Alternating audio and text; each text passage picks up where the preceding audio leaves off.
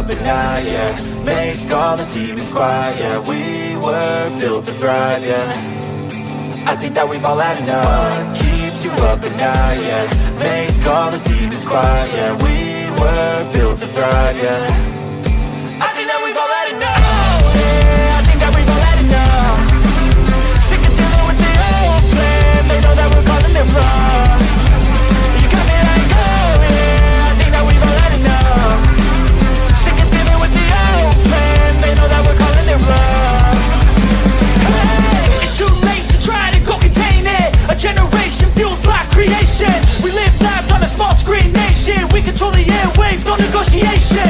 I refuse to think we need saving. Something good will come from creation. And when we think that the world is too anxious, we'll adapt, evolve, survive, and save it. What keeps you up at night, yeah. Make all the demons quiet, yeah. We were built to thrive, yeah.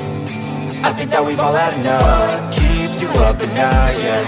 Make all the demons quiet, yeah. We were built to thrive, yeah. I think that we've all had enough. Yeah, I think that we've all had enough. Sick of dealing with the old plan. They know that we're calling it wrong. You got me like, oh yeah. I think that we've all had enough. Sick of dealing with the old plan. They know that we're calling it wrong.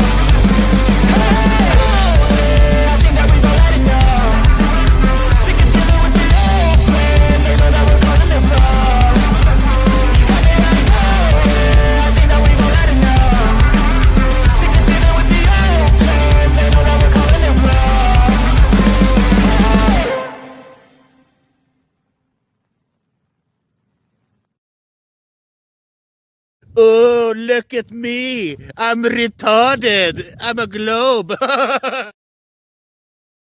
I'm scared, Dad. Do you trust me, son? Yes. Come on, son. Rule number 1, never trust anybody. All right, good evening, ladies and gentlemen. Welcome to Sovereign Soul Unchained Mind, coming to you 250 miles above your imagination from the international fake station. I'm up here with my good friend and co-host Somting Wong, and he's going to make sure that we are flying straight and level across this wonderful plane of existence that we reside in. Looks like we've got a good crowd of people showing up already. Holy cow. Let's see, I see Mojo Shop in here. I did. What's happening, my man? And we got Jehovah's lovely daughter, Barbara. I'm going to open it up to an open panel here after a little while. There's a few things I'm going to discuss before I bring on anybody. But the link is pinned up. Tonight is questions and answers. If you have some kind of question or anything, I'm going to bring up a few topics too. Kind of get the ball rolling, so to speak. No pun intended, right? So let's see. We got Logical Observation with us. We got Chicago Cubby Bear, Brad Tasha. He says, what's happening? I said, I'm not sure. Same shit, different day, babe. We got, let's see. Saddlebum is with us. Good to see you, my friend. And let's see. I'm trying to get through. Let's see. It keeps jumping on me, man. We got Diane Red Heifer. Good to see you again, my dear. How are you? Tony Coriolis. Shalom Shire Farm, I see, is here, too. That's a neat name. There's Jehovah's lovely daughter, Barbara again. Nate X. I like that. That, like Malcolm, are you related to Malcolm? I'm just curious about that. Whole X family seems like might have a big lineage. Anyway, we got PsyOp within a PsyOp. LJ, David Young, Hercules. Britt is here. Sigil. Let's see. Who did I miss? Anybody? Gonzalez is here. The True Few.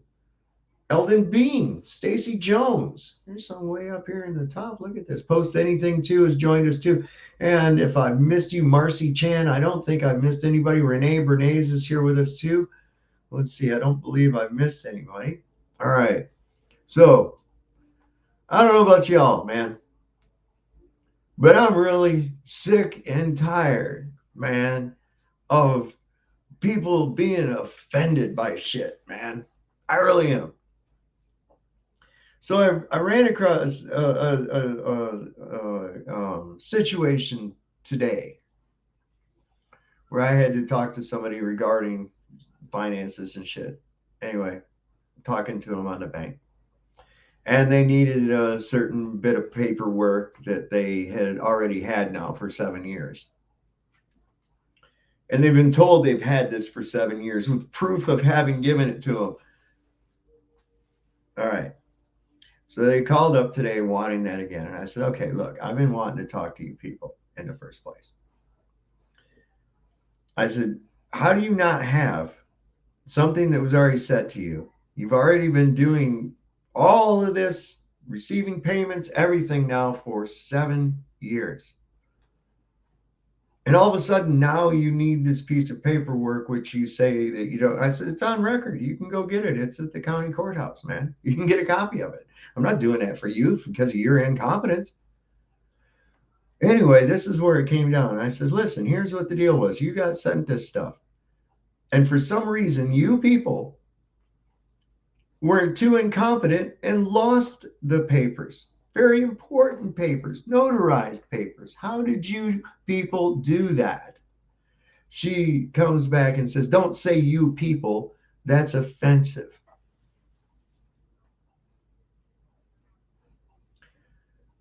My brain like spun out. I went, how is that offensive? What portion of that is offensive? Would it have been better if I said, I didn't say you fucking people. I said, you people, meaning the people that work at the bank. Is the bank not operated by people, or should I have said you animals at that facility or whatever, at that institution, you animals? You got offended? What was the offensive part of that? I don't get it. Then it occurred to me. She thought it was racist. What is that saying? So that all the people at this place are all of one ethnicity? How would I even know that? And how would I know, even talking over the phone, of anybody's ethnicity? Because I certainly didn't. Up to the moment that she objected to that, I had no idea that this woman was black. And I thought, this is just ridiculous. Anyways, I just told her, I said, you'll get what the fuck you're needing. Just goodbye. And I hung up on her. I mean, I have this really low tolerance for incompetence.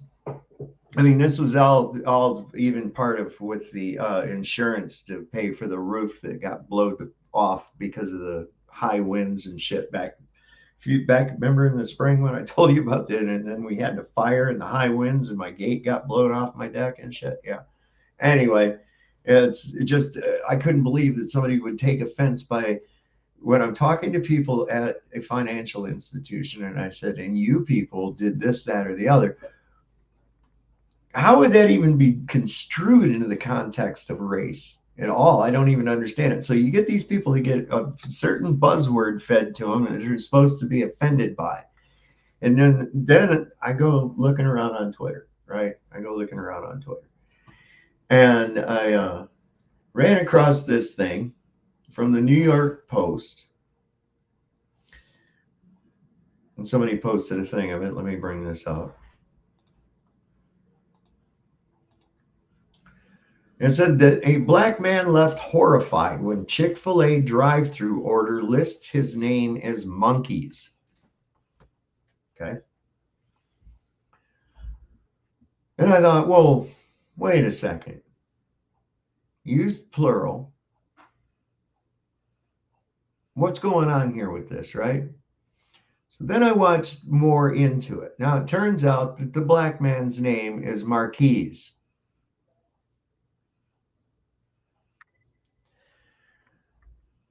The kid, I guess, who took the order said he misheard the name, which is, that's easy as shit to do.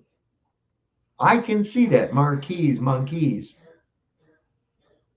Especially if you're either outside with a headset or even worse, talking through one of those fucking speakers. Oh my God, you go to one of these fast food things and you say, yeah, large fries. And they're apple pie? No, large fries.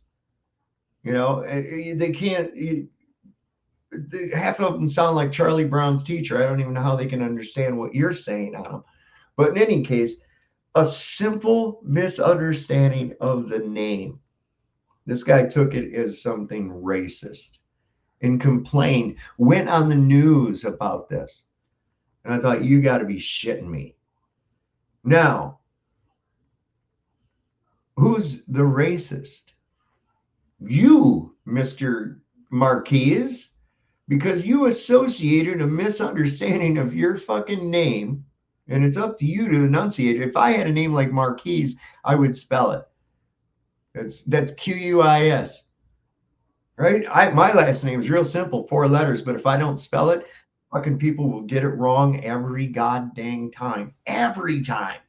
They'll spell it anyway, but other than what it is actually spelled. So I've just always been in the habit my whole life of saying how it's spelled. So the kid who didn't get fired, thankfully, even though all the stink that they tried to make about it, I would suspect, just by judging on the video that I saw, that most of the employees there, I only saw one white guy even working in the place. So the chances are, I'm just saying, I wonder if the kid is white or black. I bet you he's black. But the thing is that, I bet you he's white. If he's white, that's why he associated that to that. Now, what in the hell? So who's the racist, and why would you associate a monkey with race? Why would you associate that? If you do, then you're the racist, not the guy who misunderstood your name. Not the guy who misunderstood your name.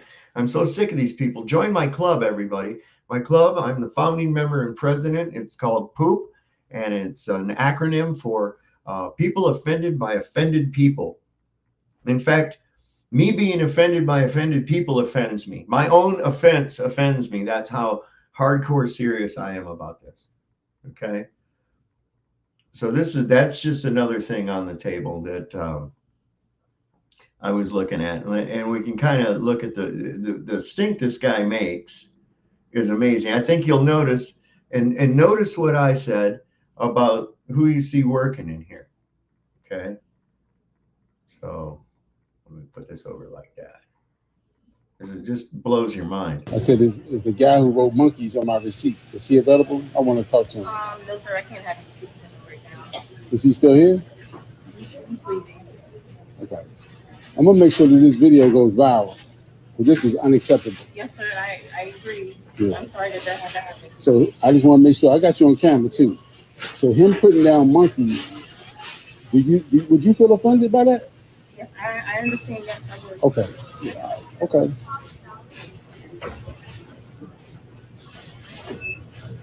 So what's going to happen from here? Is he going to be terminated? So I'm going to give you my store manager's, Okay. general manager's number. So Okay. you can give her, I'll do that. I want to get the kid fired.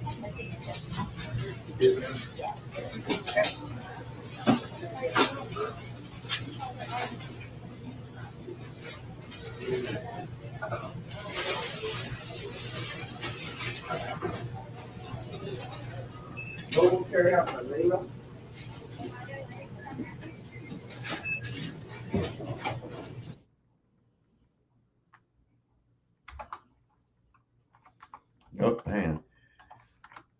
Now, what I'm looking at is there again with the most obvious answer being the answer. I would most likely think that now if he put on there instead the N-word in the black sedan or something like that, then that would be blatant. I would say that was pretty blatant in that case. But I truly believe it was just a miscommunication. The kid did not get fired. He did say that he misheard the word. And, I want you to picture, and he said that the kid took his order in person, because they go out there with those little headsets. I don't know. I haven't been there in years. I don't go to those places, fast food. But anyway, so you're outside, there's traffic, there's wind blowing, guy's in his car. Your name, sir? And he says, Marquise. And the kid says, okay, monkeys. Got it. Next guy, right? Is this guy, I mean, would this guy even, it looks like the majority of the people he works with, including his manager and boss, are black. So to do something that was overtly racist, if it was, which it wasn't, I think that if you're the one that associates that with racism, you're the racist. That's my belief. I believe you're the racist if you associate that way. I really do. Because that means that you're associating black people with monkeys. That's careful. Well, we got Jam Mango backstage. Let's bring Jam Mango up. Maybe does Jam Mango have questions that we're seeking answers for? No? Okay. Thanks a lot, Sol. It's a pleasure to be here with you. Right? How are you doing? Not too bad. So what questions are you wondering about, or comments or whatever? It really goes a lot on in the world today, so you can talk about many shit, Yeah, you heard about in Germany, there were 3 terror attacks, yes? And the Kanzlerin, it's like the president, didn't said anything. They was bringing it in not in the news. They just put it under the how you call it, so that they don't have to worry about stress. This was all how you say terrorists, like not from Germany, but they didn't say anything. Let's see. So on the 29th, you're talking about on the 29th of August, German authorities notified the Iranian head of the recently banned Islamic Center. There was 3 in a short of time, and one was driving with a car and drove over people, and they were all like, these terrorists, like, the, how you call them, what reads the... Well, it looks like they caught some guys. What outfit were they with? Who was their, what was their cause? Yeah, these are just really insane people, and it's just so poor that this was just putting under the bed, like, and say nothing, so the rest of the people would stay silent, And well, there was nothing in the news. All right, so maybe you didn't understand. Nothing out there, Maybe you didn't understand my question. So these terror attacks, what were they? What kind of attacks were they? And how far apart were they? How apart? It was for a week ago. I just saw a video about it, yes, and it's just what I find so sad, that nobody was bringing something, the info out there, to the people. This was really just like it didn't happen, All right, so was this the one here from 7 days ago? Asylum-seeking Syrian, 26, charged with Germany festival terror attack that left 3 dead. Yes, there was one with the car, one was killing with the knife. Yeah.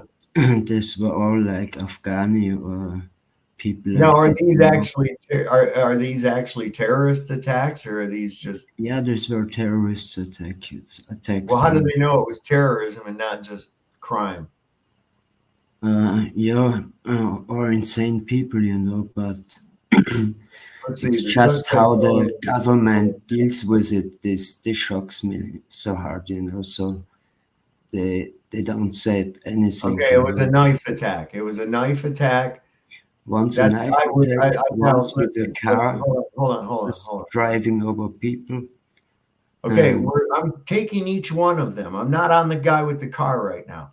I'm on the guy with Yeah. the knife. 7 days ago. Yeah, Okay. So that's not a terrorist attack.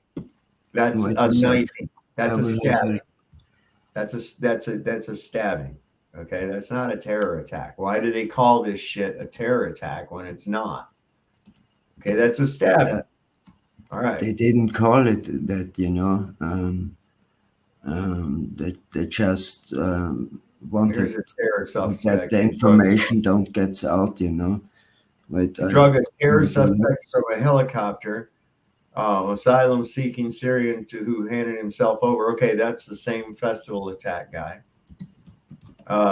Deadly attack in Solingen, Germany. Is it a terror attack? Question mark. Hang on, I'll put this up on screen. We'll look. Well, no, it keeps opening.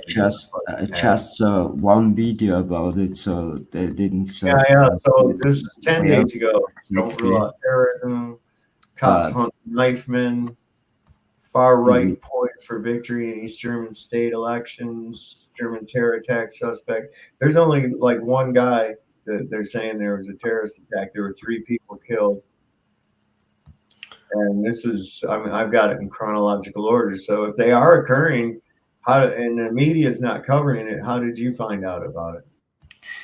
I think with PJ we were looking at a video or something, and I was also in the internet, and one radio said a little bit about it. It was a German channel, but he does a great job, with research and this kind. Okay, so it was basically it's a good second source, believable, and it's just said, that. So you saw it on TikTok. Didn't tell anything, Jam, take a breath. Yeah, everything good. Everything. Good. Everything So you got good. this from TikTok? No, this is actually wait. Who is calling? I can have a look for you. Wait.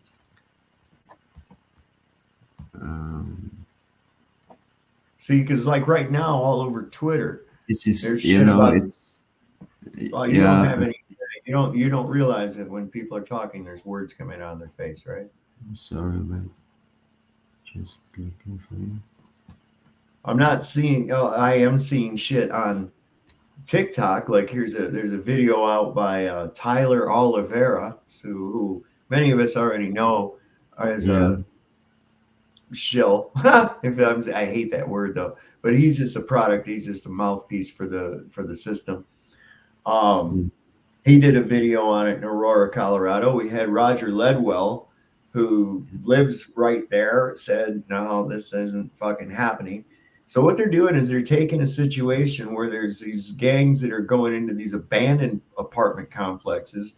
People have been moved out and evicted. So these people leaving are not because of the Venezuelan gangs. They're leaving because they've been evicted. I mean, it's that simple, but they're trying to spin this narrative, and I can see where it's going. And I can understand, yes, it's bad letting a bunch of people without knowing who the fuck they are in. Yeah, it's terrible. They got this border crisis, right? Having to build a wall and stop building a wall and all this other bullshit that they try to throw at you, for the Hegelian dialectic. And so they're spinning a narrative. They're like, look, if you don't do something, vote. If you don't vote, this is going to keep happening. You see, it's gonna get much worse, because there's still coming people, much of people who are living. That's the problem. It's not real, and people are believing it's real. They're taking little snippets of bullshit and trying to sew it into a narrative. And this is all to steer people. And you know what? Now, I know this might sound crazy, but it's not. Who benefits in this election, right? Who benefits from this migrant crisis? Who benefits from this story about Venezuelan gangs? Think about it. Donald Trump. If you sow a story that these immigrants are coming in and kicking people out of their apartments and out of their homes and just fucking taking over everywhere and shit, right? If you sow that narrative, and also that it's the other guy's fault, this is why this is happening, is that not going to be to your advantage? Of course it is. Of course it is. It's really, you know, all tough. What's today going on, you know? It's really looking for the video, you know, so that I can. This would be in German, so you had the problem with it. I'm going to bring up it's a good YouTube researcher what makes political normal stuff. Right. And Now, Greg Brayton, come up on the panel because I've got this Tyler Oliveira. He was right out there. And Roger, too, because this is Tyler Oliveira. I'm going to bring up this fucking thing so that we can see. I want to dissect the way that they do this shit. And it's all in wording. I was watching a thing on Redacted tonight. And the story that they're trying to sow. And then I watched him show surveillance footage of some guys breaking into somebody's garage and stealing their motorcycle. And he goes on to go, oh, and look here, some of these Venezuelan gang members breaking into a house near us in a suburb near Aurora, Colorado. I'm like, well, wait a minute. These guys all have hoods on. You can't see their faces. How do you know that they're gang members and not just other thieves? Yes, crime is bad, but stop doing that. Stop showing me pictures and telling me your story behind it without any kind of verification or proof. That's what pisses me right off. That's so really true what you're saying. But you really have to look much of. You have to do a lot of research today. I did this on this topic because I find it sad. Well, take a look at take a look at the fucking England thing about the Hell's Angels coming. Now they've had to finally, people that were putting all that bullshit out there have been having to go back and retract what they said. The Hell's Angels were not and are not going to Aurora, Colorado to fight the Venezuelan gangs. And the main reason is because it's not real. I mean, I saw another video that we watched it the other night where these people, oh yeah, look, you can tell the Venezuelan gangs are hunkered down. And it's like, oh, because we don't see any, that's what you're telling us. You're driving down a random street saying, there it is, and they must be hunkered down. And it's like, well, there's nothing going on there. What are you talking about? They must be hunkered down. How about actually go there, you know, and see if it's actually happening? So supposedly this Tyler Oliveira guy, he went there. And I want to look at this. I want to see what he finds out about this because this ought to be pretty good. Mm-hmm. He's a troll. He showed up at the Flat Earth Flattoberfest out in Vegas and pulled a serious troll on everybody. But anyway. So you met him personally? Yeah, I didn't met him, but I saw his antics. Okay. I was there. I mean, but I didn't meet him. I didn't have any reason to want to meet him. In fact, Brian Stavely was trying to warn people not to fucking meet with him because of what he knew. Oh, look at now we got a circle of death. Why? Oh, here we go. Hang on. No, the world is The just Train getting. de Aragua gang breaking into an apartment complex in Aurora, Colorado. At least that's what the current narrative going viral on Twitter is right now. They're armed and ready. They'll try to wipe your windows and then come rob you. Well, I see that bullet hole in my bedroom window, huh? That's a bullet hole right there? We've been terrorized. Gunshots, the trash piling up. Every time we try to go to bed at night, we have to keep it like this so nobody can kick in the door. Besides this incident caught on camera, is Aurora in flames right now? Have Venezuelan gangsters conquered the entire city? And are the Hells Angels actually on their way to enact vigilante justice on this gang while the police sit by and do nothing? This Venezuelan gang has indeed taken over at least some of the buildings. You're saying at least 2 of the 3. And what I just heard from you is you don't know how they ended up there. And you even made a suggestion that they could have been sent there, but They could have been sent there, and that goes along with what I was just saying a minute ago. I mean, if I wanted to get everybody on board with building a wall and doing all that shit, I had the money and resources and manpower that Trump has behind him. Sure, I would orchestrate something that looked like this. Fucking A right. I certainly would, man. Yeah, Well, Some are evil. Welcome, Roger. Michael, hi. Hey, What's going on, Roger? Not much.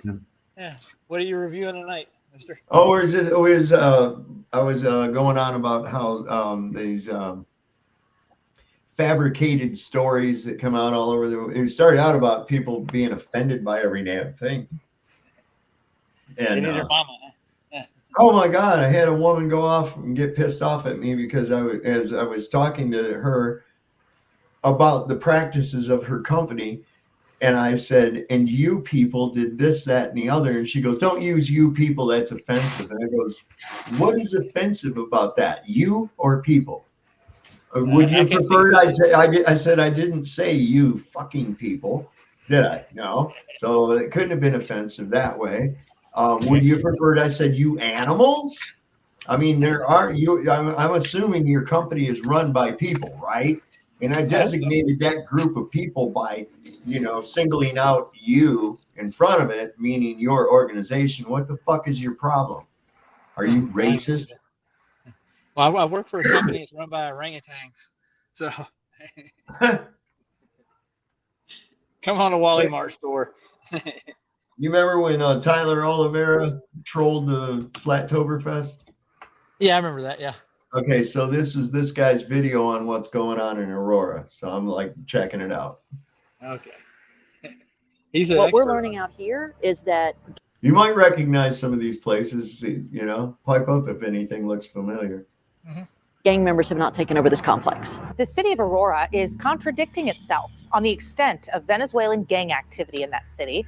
The mayor told Fox News this week the gang is collecting rent at a troubled apartment complex. The interim police chief, in a video press release, says that's not happening. In an attempt to clear confusion and figure out myself what is and what is not fake news, I pulled up there myself to find out. Fist up, guns down. You see that? Fist up, guns down. United we stand, divided we fall. Stop the gun violence. We're in it. We have all these ominous posters indicating some mass violence out here. We sure we don't want to roll up the window and film through it? So the surrounding neighborhoods, I'm sure, have a lot of opinions on what's going on here. Probably a lot of the negative attention that has been brought. Also, there's not a single source of media here. Everything on Twitter is telling me we're going to show up to a war zone in this apartment complex. I doubt that's going to be the case. So I hopped out of the car and walked straight up to the apartment complex with no clue what was going on and with hopes of not getting shot with a scoped rifle. Is it true that gangs have taken over this apartment complex or no? Tren de Aragua? No sé, hermano. Okay, no okay. ¿Es peligrosa aquí o no? Sí. Sí. ¿Por qué? Like, pop, pop, pop? Sí, muchos problemas, sí, pero no, o sea, no puedo, criminales. No puedo hablar más de lo que puedo decir porque también es mi seguridad de mi. All right, just for clarification, I grew up in Michigan, and in the city area just outside of Detroit, Pontiac, where I lived, there were gangs of Hispanics, many of them illegal, that were, there's all the time gunshots and there's all the time people getting killed and drugs and shit like that, So this isn't like this is a brand new thing. Like they're trying to make it like this is a new emerging thing. No, it's not. Yeah, not at all. sorry, so to interrupt you, but the migration is in our European really a big problem, you know. Yeah, they mean for it to be. Okay, that's I what don't know how. But have you seen any of that with your own eyes? Is my In question. USA, I don't know how it's there. You know. I haven't seen a bunch of piles of people flooding into my area at all. Me neither. I mean, I Okay. hear about it, but I always hear from secondhand. Yeah, Right, I've been through this neighborhood before a couple of times. I went uptown Denver, and you go right through this little neighborhood when you do. It's kind of rough. Don't get me wrong, but I didn't feel like I was going to get shot when I drove through there. Right. Well, I would have to say that a lot of your big cities are pretty fucking rough, and they're in a state of decline. And of course they are. That's the first places to start declining when your society collapses. Yeah, right? Public services, you know, as soon as it gets to the point where there's more people on the dole than are paying into the dole, everything starts going to shit. That's the ticket right there. So then the people there that are left, you know, the other people that can afford to, they get the fuck up out of there, right? The people that are left there, what's next? Things are going up. It's hard to get out. They can't catch a break.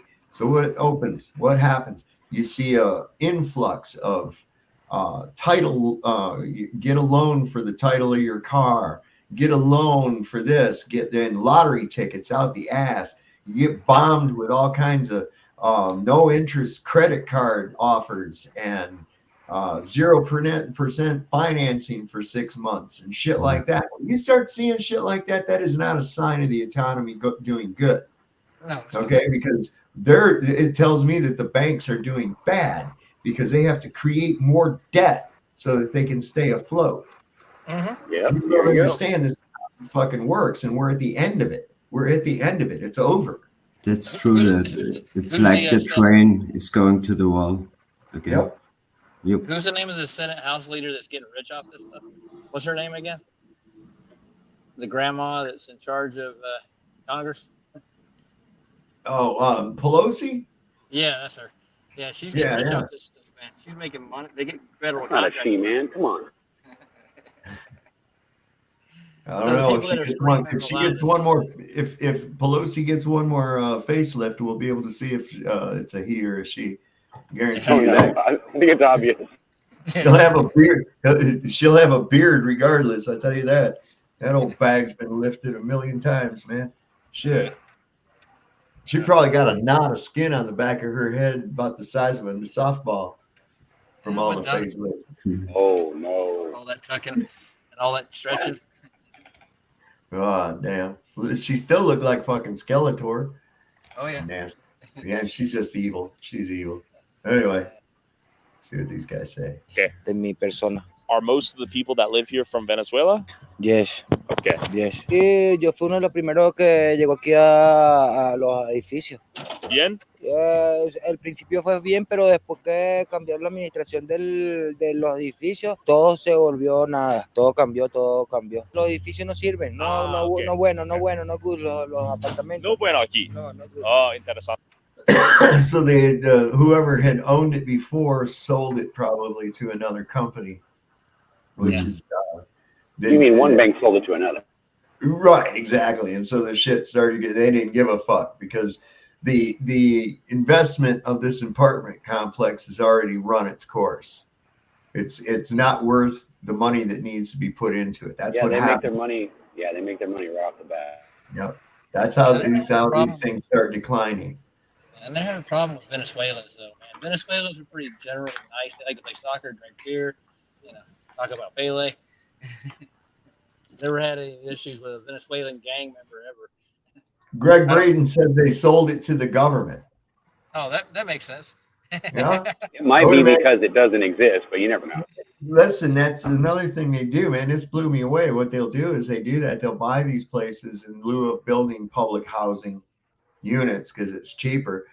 And it's just a place to warehouse these people. And then when it goes shit, they just move them into a new place, right? They just have a new place. There was a case when I was out in California. I couldn't believe it. They had decided, they had decided that the amount of welfare recipients in Oh, what the fuck is the name of that place down there? Fuck. Oh shit. Okay, so anyway, in Ridgecrest didn't match up with the oh fuck, I can't remember the name of the place. Anyways, Bakersfield. Bakersfield. I know Bakersfield well. That's a nasty little town, dude. Yeah, it is. So there was a greater amount of welfare people in Bakersfield than there was in Ridgecrest. So they just moved a bunch of welfare people from Bakersfield, just relocated them to Ridgecrest. Look, I was like, what? You guys need to take the extra. That. It was amazing. I never heard of anything like that. Now I guess they're clearing out all the homeless people. But what are they doing with them? You know, I guess they're taking out the encampments, but what are they doing with the campers? I can tell you what they do with them. You want to hear it? FEMA camps? What? Sometimes they take them to another city and drop them off. Sometimes they just dump them off in Oakland somewhere. And sometimes they rape them and then turn them loose. That's what they do here anyway in Antioch. That's even more beautiful. And the rape part sounded lovely. Terrible. God. Yeah. Pregunta. Well, I'm going to step off. Sorry, my washer's ¿Tren going de out. agua aquí? My bad. No. Okay. Fake news. Falso news. Okay. Gracias. ¿Es tren de agua aquí o no? No. No. ¿Peligrosa aquí lately? No. ¿Es cierto que los pandillas se han apoderado de este complejo de apartamentos o no? No, no sé, porque yo vivo trabajando, yo vengo del trabajo y a dormir. ¿Cuántos años vive aquí? I just work here, man. ¿Meses? 3 meses. Okay, ¿de dónde eres? Venezuela. Okay, I'm sure that'll be a common story out here. We are not hearing any confirmed gang activity. This is how you get shot out here, by the way, guys. Okay, have you heard about like the gang activity and that sort of thing?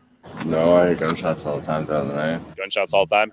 The apartment somewhere over here that 2 people died in. Okay. 2 people were shot apparently. Is it safe out here? During the day mostly. I don't like to travel around through the neighborhood at night or around dusk. Tren de agua. No corren los apartamentos. No. Los rejas de los apartamentos. Creo que hay una desinformación con respecto a un video que anda circulando. En realidad, a mí no me han extorsionado. Yo no he pagado. Yo siempre pagué aquí a los propietarios, como tal, siempre. No puedo decir que hayan pandillas aquí, porque en verdad yo no tengo conocimiento de eso. Okay. Y sería una injusticia uno hablar lo que no es. De eso deberían encargarse las autoridades, de investigar bien si es cierto que está aquí metido el tren de agua. Do you think it's motivated by fear of immigrants and xenophobia? Creo que hay una campaña en contra también de nosotros los buenos. Yo creo que las autoridades deberían abocarse al problema como tal. Aquí hay muchos padres de familia, muchas personas que tenemos nuestro proyecto, que vinimos con un futuro, que vinimos a construir un futuro, a ayudar al país a que salga adelante. Y creo que nos están metiendo a todos en el mismo saco y no debería ser. Pregunta para ti. ¿Es falso información regarding la tren de agua, los criminales aquí? Falsa. You got a door in the window right here. You got a barred wall on the wall. Someone's definitely driven into it. Everyone here's chill, but something's going down. We have broken glass over here. I don't know if we want to find out what's going down in there, but there's some noise calling me in. There's broken glass, broken windows, broken doors everywhere out here. Pregunta para ti. Hola. ¿Tú sabes del video? No. Allí. Okay. ¿Es peligrosa aquí o no? Sí. Sí, porque Don't you think actividades if that happened in your criminales. neighborhood, you'd know about it? Okay. Mucho. Also, how do we know that that's any actual video from inside where they're saying this is happening? How do we know that that's an actual surveillance video? Good question. That's true, yeah. So it's easy to stage something like that. It's so fucking easy to stage something like that. And it's also easy to take something that's already happening that has nothing to do with anything and then adding that to whatever you like it to just by, words out. So, I mean, if it is happening, yeah, it's bad regardless, but you got to look at what they'll do. Like, for instance, when they want to push gun control legislation, right? What do? They inundate the news by reporting on every incidence of a shooting that there is. Every one of them. No more or less have actually occurred. It's just the frequency of the reporting on it changes. You see? So they're like, okay, so we're going to tell every time there's a gunshot someplace. And they did this with mass murders and terrorism, acts of terrorism. A guy stabs 3 people, and that's an act of terrorism? How? How is that not just a lunatic guy because he was Syrian? I think you're going to have to do better than that. The qualifications to be considered a mass shooting here in the United States is now it's 3 people. And I'm sorry, that's not mass people. You can shoot 2 people with 1 shot sometimes, depending on how close and what caliber you're using. Okay, so you got, you know, this puts into people's minds. Oh my God, it's gonna be just like what was that, Columbine? It's just gonna be exactly like that beach. Columbine, right? Yeah. Oh, come on. I can bring you any information, you know. Just hearing you say that makes me want to laugh, though. Yeah, I will here in just a minute. As soon as I get it down minimized, I will post the link to it, XO. I got you. Got you covered. I got your back. But I'm leaving it. I have to minimize it in order to do that real quick. Muchas policías recientemente. Mucho. Porque papá. Sí, por Okay. muchos balazos. ¿Cuántos meses vive aquí? 2 años. Pregunta para ti. Hola. ¿Tren del agua aquí o no? Mucha. Peligrosa. Okay. Bien. Tren del agua is here, he said. I said dangerous. He said no. Fuck and find out. Oh, great. This is not a good sign. We got large piles of uncollected trash here. Normal, standard. You got the van normal. I'm pretty sure this means stop the violence or something. Is it safe out here? Yeah. No. Okay, be safe. Cops are out here often? Yeah. Lots of shootings? Shootings last night? All right, be safe. Is it fake news? Sí, es que acá nosotros vivimos, trabajamos y, o sea, Okay. llegamos del trabajo y para la casa no nos acostamos temprano. ¿Cuántos años vive aquí? No, yo acá tengo 8 meses. ¿De dónde eres? De Venezuela. Okay. Did you see the video of the guy with the big rifle? Ah, sí, ¿Sí? por el TikTok, sí. Okay. ¿Qué es? O sea, no sé porque yo no los conozco, no. Okay. O sea, porque nosotros llegamos de trabajar y para la casa. Muchas de las personas aquí ilegales o de Venezuela. De Venezuela. Yo soy de Venezuela, o sea, yo estoy arreglando mis papeles porque la verdad entramos fue por migración. I see. I want to see if it's false, fake news regarding the gangs inside the buildings. Can you take me inside and give me a tour?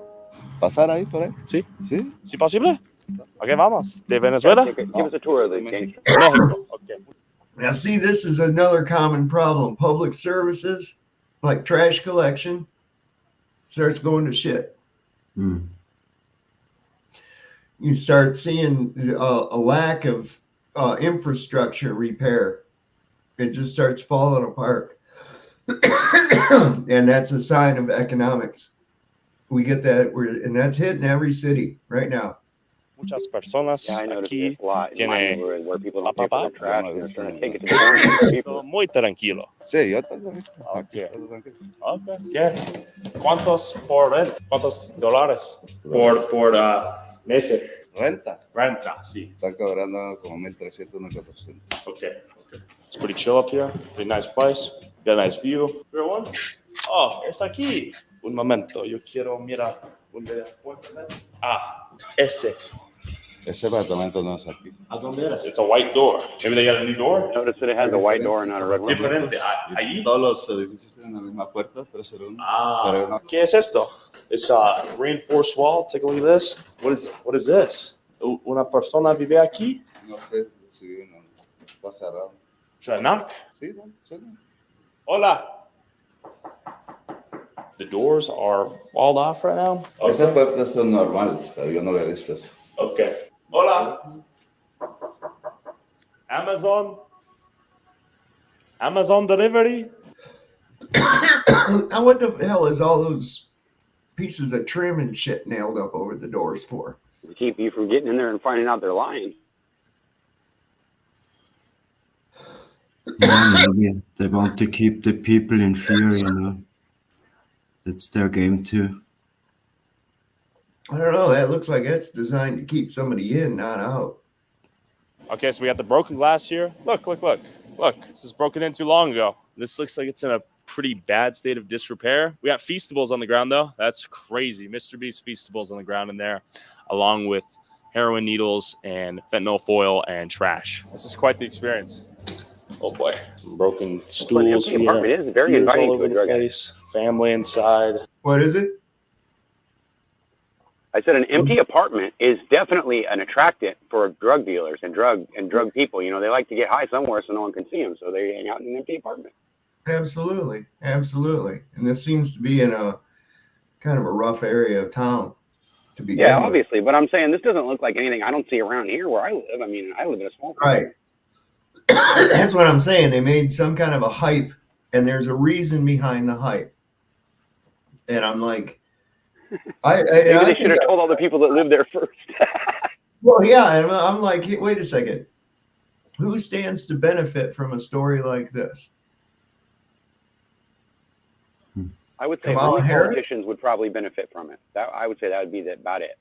I would say out of the two that are running for president right now, which of the two do you think that this story being embellished like this would benefit? They'll stay in action. What's her name? No, this would benefit Trump. I mean, the whole, the pretending that it's real. Well, yes. Well, yes, okay. I agree with you on that. Look I what agree Kamala Harris has done. Look what Kamala Harris has done. You see? Now, I agree that there's a lot of She did something. areas getting bad and everything, right? But so I'm thinking, who's responsible for embellishing this to the point where we had Hell's Angels going to fucking Aurora and all this other shit? Who would have the resources to let a story like this turn out that way on major news outlets? Donald Trump. Yeah, you got a point. I think that this whole thing is concocted by his campaign. Why would I think he would do something like that? Because he also faked to be. Because he's a snake. Yeah. Yeah, he's a snake, and he also faked his own assassination attempt to elicit popularity and shit. Well, technically, the only thing that he did wasn't get an ear piercing, but okay. Dude, I'm telling you right now, man, that's they're both sides are shit, and it's like they're trying to make everybody steered over to go toward Trump. And I think they're steering somewhere else. To be honest with you, want to hear what I have to say? One would be to put him in for put him in. Okay, one reason. The other reason would be to make you think that they're going to put him in, and then turn around and jerk the rug out from under you like they did 4 years ago, and go ahead and put Kamala in there any fucking way. Right. And say she got more votes than Biden even, or whatever. They can do whatever the hell they want. And the people they'll put shit on a spoon and the people will fucking eat it. As long as we have electoral votes, we're going to have this problem. You know that, right? Right in time for pandemic season too. Yeah, they are really talking much of that. Yeah. The monkey disease. What, 60-something days now till all the sheep go and put their signature on the suggestion box of slaves. You know, tap water. Yeah, I mean, good God, they're going to go and do this again, and never once going, hey, well, shit, no, they believe that that a 79-year-old man can regrow 2 centimeters of fucking cartilage Nice. in a matter of days. So, I don't know, man. I don't know. They believe that shit. They're definitely not going to wonder if anybody took care of that obvious problem they had with voting machines last time. No, they don't going to worry about that because, hey, We don't need a new system. We just need honest people. You people better not do that, or we'll get on Facebook and say mean shit about it, man. What's going on, Greggy? Dude, Mike Kaufman, I live in this fucking city. Mike Kaufman is the worst fucking mayor ever. He is a Republican living in a Democrat-controlled city environment, and he switched from Douglas County because he didn't get hired there, he didn't get elected there, so he switched over for some reason. So we have this Republican shifty ass guy, Mike Kaufman, who's now the mayor of Aurora, which is heavily Democrat. I don't know how he keeps getting elected. Probably because he promises to I'm gonna pound all this crime on this crime. Greg, that's easy. These people aren't elected. We've already figured that out, man. I know. Selected. Dude, this is why I don't vote anymore. So yeah, I mean, it's just like, what the fuck? What are we doing? At this point, I think voting is basically just including you in the whole thing, making you guilty for actually picking it. What about you, Greg? You're there. Dude, I was a total conservative Christian, total right-wing idiot for a while. Yeah. Before that though, I grew up as a poor Democrat who was told to the Democrats are for the poor people who are trying to make it, and then the Republicans are for the rich. That's basically what I was ingrained in my mind through the 90s. And then I remember in 2004 I didn't vote, and I heard something different. I was like, wow, I became a Christian and I have this different worldview. And then so I was like, I'm going to switch. And then all of a sudden I started voting Republican. And then for about 7 years, I was a hardcore Republican. I started listening to Rush Limbaugh and God, I forgot his name. Yikes. And then just voting hardcore right. And then all I realized is that all these people want a bigger version of their government in control. I was like, I don't want any kind of fucking government in control of me. Just let me be free.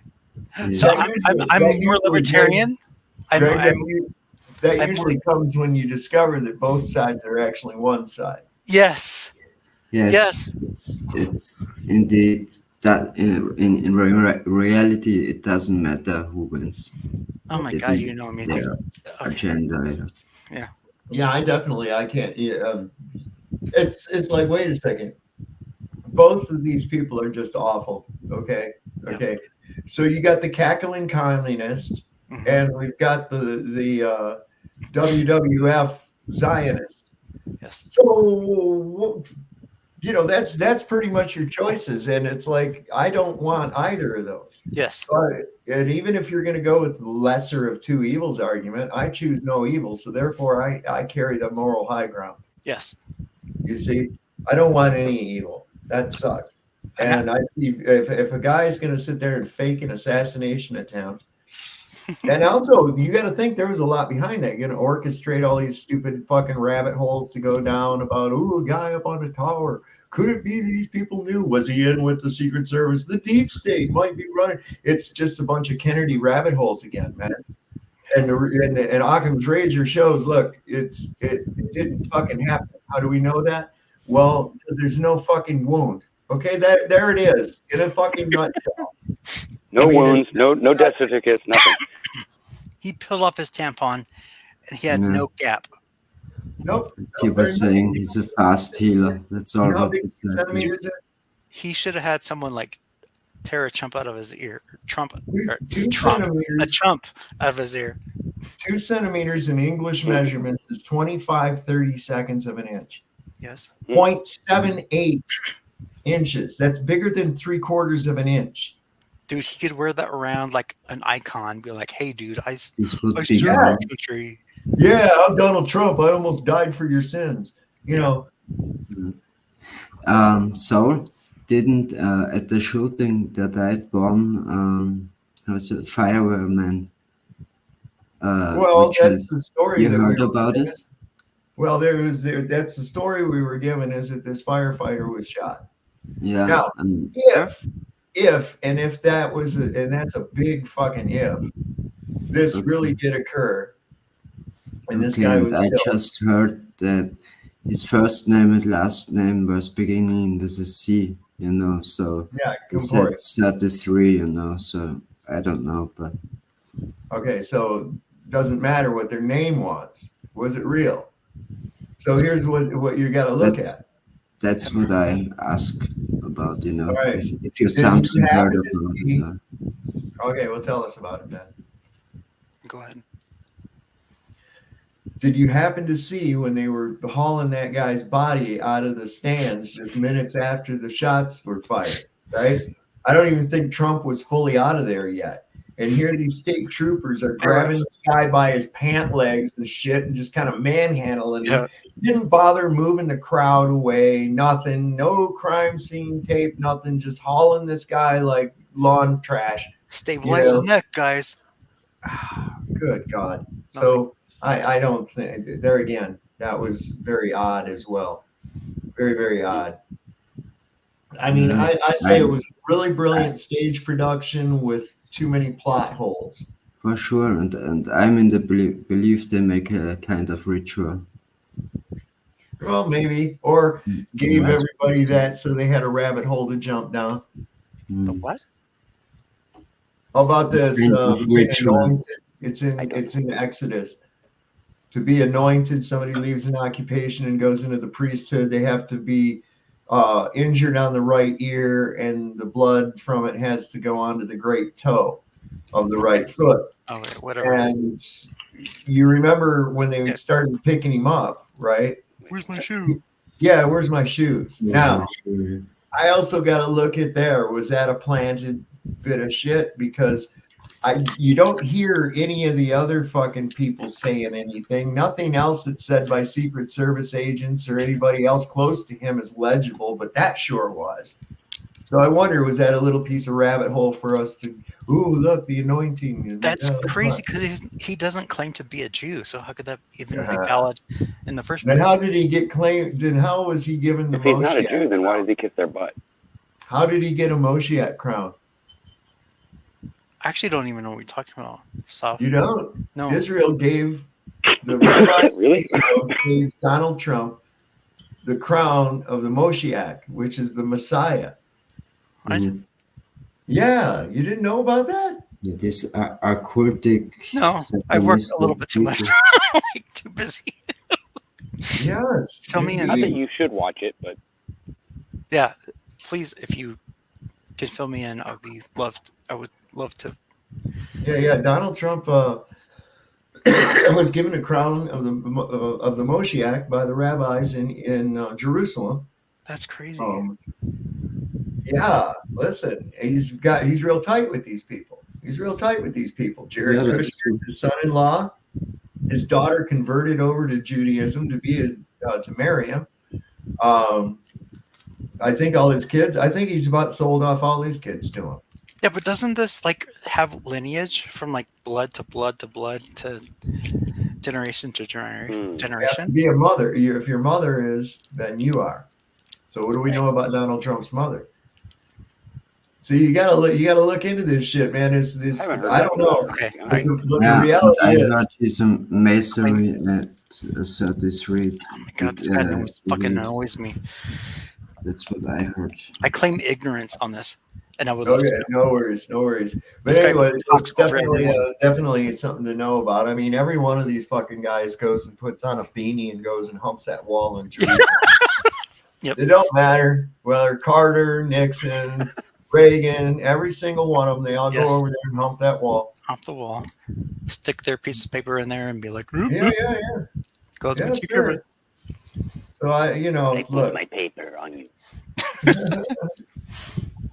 So I don't know. Is that like a email to God, or how's that work? Do you know if they take all those scraps of paper? I don't know how often, but they go and take them they bury them because they're sacred because they touch the wall. They go and bury them on the Mount of Olives, which is across the way, just to the east of it. which is where they have to do the sacrifice in view of the temple of the red heifer. That's where Yes. No respect for person, Yes. my friend. You know what's weird? I was looking into this stuff, and there's this book that I was reading about the true placement of Golgotha, which is the mount of where Jesus Plate of the was skull. crucified. Mhm. And there's a statement in the Bible that says that both everyone there and the Roman centurions and whatever, they looked upon and they witnessed the tearing of the cloth from top to bottom. Not just saying like, so Oh, some, to the altar. Yeah. yeah. So they, instead of saying, Curtain hey, wall. they ripped it from the bottom up, meaning like some dude could have done this. It was ripped from top to bottom. Yep. And the centurion who witnessed that said in the Bible, he's like, this must be the Son of God. Huh. And so that is directly east of the temple. Mhm. The temple wall faces east, and that's where that wall faces. But yeah, Jesus is buried north of that. You're like, what in the heck is going on? How could this recorded event, if it was actually recorded, take it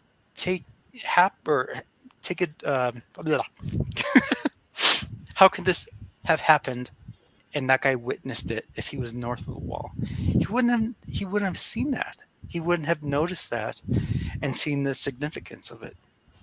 Yeah, actually, you can't So believe there's some weird stuff going on that I don't agree with. Fuckery. More of it. Yes. Yeah, both of the sites. And then there was this guy in the 1800s who from England who claimed to find Golgotha because he looked at a rock. And this is almost 1,200 years old. And he looked at it. He said, that looks like a skull face. He's like, that's where it happened. Even though there's erosion, the world is not going to sit still forever, guys. Right. Like, the world is fucking moving and the rocks are decaying and whatever. And this guy found the skull. And then like even where the traditional site is, where St. Helena, I guess it was a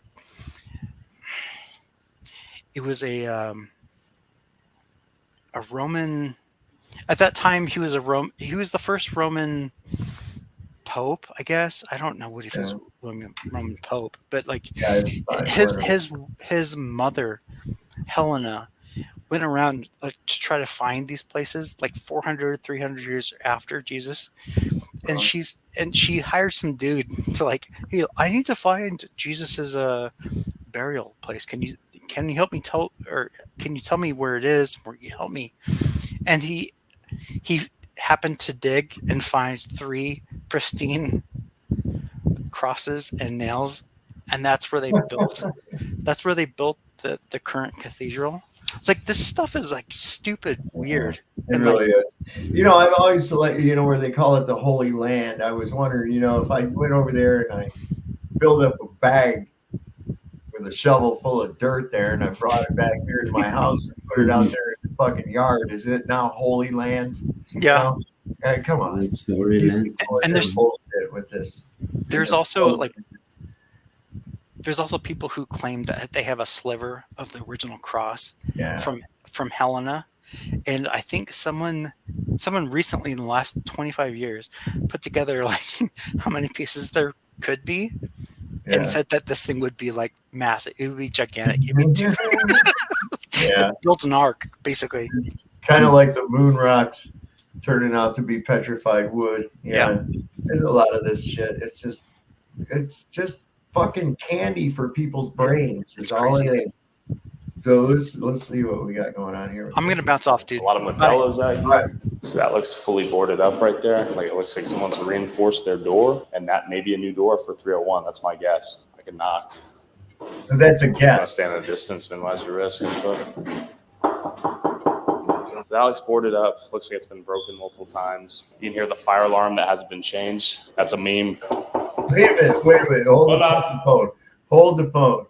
Let me go back. He's claiming that this scuffed door, there's a scuff on this door. Now, this supposedly the security tape shows this happening like just recently. And he's saying, oh, they've obviously replaced the door. They've obviously replaced the door. In a place that doesn't even pick up the fucking trash, somebody came and replaced the door. This is the gray one, supposedly, that was being punched in, right? Now, I'm wondering, why is this a different color than the other doors? But in the video, you see the guy smashing in this door. But look, this thing is shiny. There's no scratches on it. They replaced the door? Are you shitting me? Makes more sense. I mean, come on. This place doesn't even take the trash out.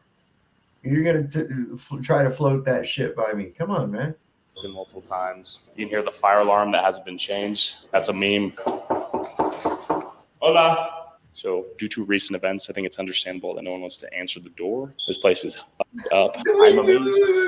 You're there in the middle of the day. These people say they just come there to work. You're there in the middle of the day knocking on these fucking doors.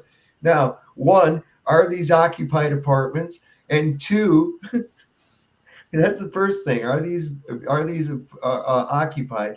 And secondly, how do you know that they're hiding because they're scared and that they're just not at work or not home? What the fuck is this kind of dumb journalism that goes on with people? People live here. This is some third world country shit. Mucho de este, sí. Rocks, rocas, guns, bullets. Lots of broken glass out here. I speak English too. Oh, come on. Yeah. John, all right, are these bullet holes? Lately it's crazy. Lately crazy? Yeah, but you know, I stay to my. Wait, the guy didn't answer him. You said he didn't. The guy didn't answer. Are these bullet holes? And the guy didn't answer. He probably said no, and that's why he didn't put it in there. Business. If you mind your own business out here, it's chill, safe. It is. This one's supposed to be the safe, the best building in there. This one right here. Yeah, this is the best building. Yo, any of y'all want to be interviewed in there? We're trying to figure out if the gangsters have taken this place over. I'm looking right. You probably see that bullet hole in my bedroom window, huh? That's a bullet hole right there. You got a wasp nest right next to it too. Yeah, it's a bullet hole right there. Okay, so how often do you hear bullets out here? Probably like every 2 days. Damn, that's pretty shitty, yeah. Hell yeah. I mean, it's not too bad. Most time I'll be at work, so I don't really have to deal with a lot of. You ever been hit with a stray bullet out here? Nah, not yet. How much is it to rent an apartment out here? Here, shit, it's like 14. Actually, straight on the inside. And this one, the other ones look like the trenches. Yeah. Yeah. I heard you have the best building out here. Yeah, it's pretty much the best one yet. The other ones they look trashed. They fucking it up though. Who's fucking it up? Like the Venezuelans. Okay. What percentage? Cool though. Like I ain't got no problem with them, but like clean your shit up, you know. Did you see that other shit? That wasn't even the fucking place they're talking about. Those other. Look at this. Wow. Look. Where is that? Where is that? It's so there. Okay, now this is this place, and then he shows the trash. Then he shows that this is a completely different fucking place. It really is. Look at this other one I too. wonder, what is he trying to tell us when they do this? What are they trying to tell us? What is that? I don't get it. That ain't the same fucking place you were just at. That's like some old motel or some shit. It is. There's where the pool's at. This is an old motel. Footage. Jesus It's stock Christ, footage this is what guy's it is. a fucking hack, man. Right, you really have to look so closely to the. Look at that. This is a hotel. A motel. This is the problem. Nobody. The other one you have to go in. The other one you go into the building. Where was this presented in the media? Or? People are just dumb. People just believe whatever they see, man. They do. Sorry. What did you say, Cookie Monster?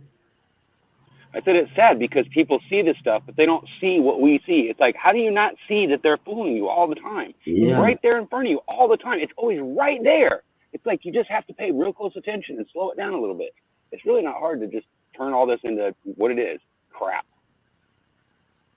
Yeah, it don't make no sense at all. I mean, this isn't even the same layout as the way those apartments were that he went into.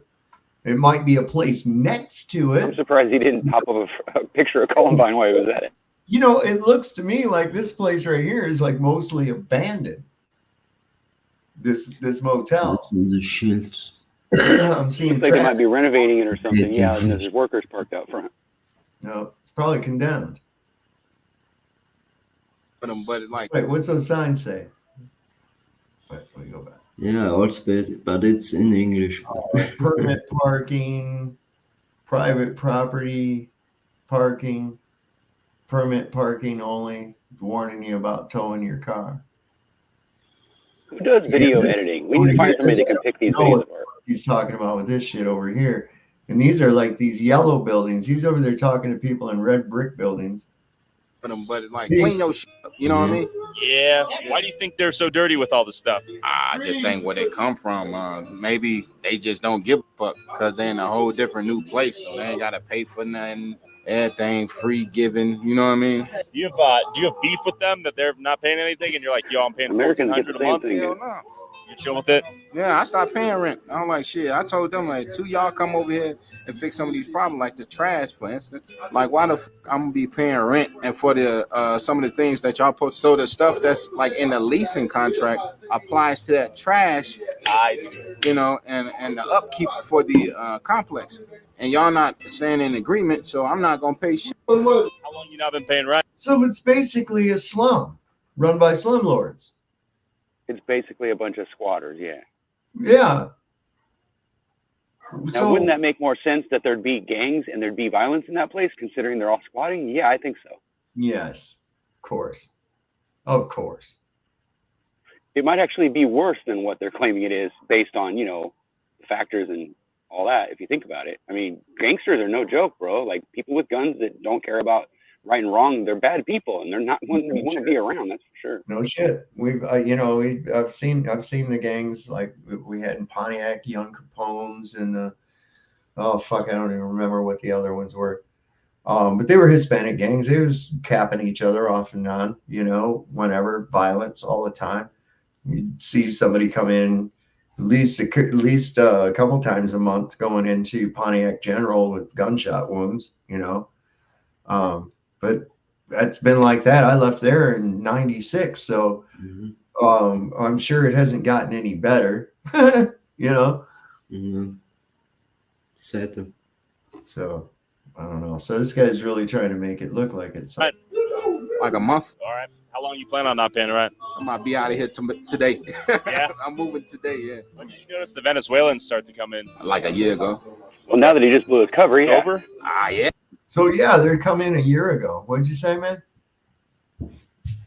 It sounds to me like he just blew his cover, so now he's got to move. He's probably only in that apartment because it's abandoned and someone paid him to stand in there and tell a story. Probably.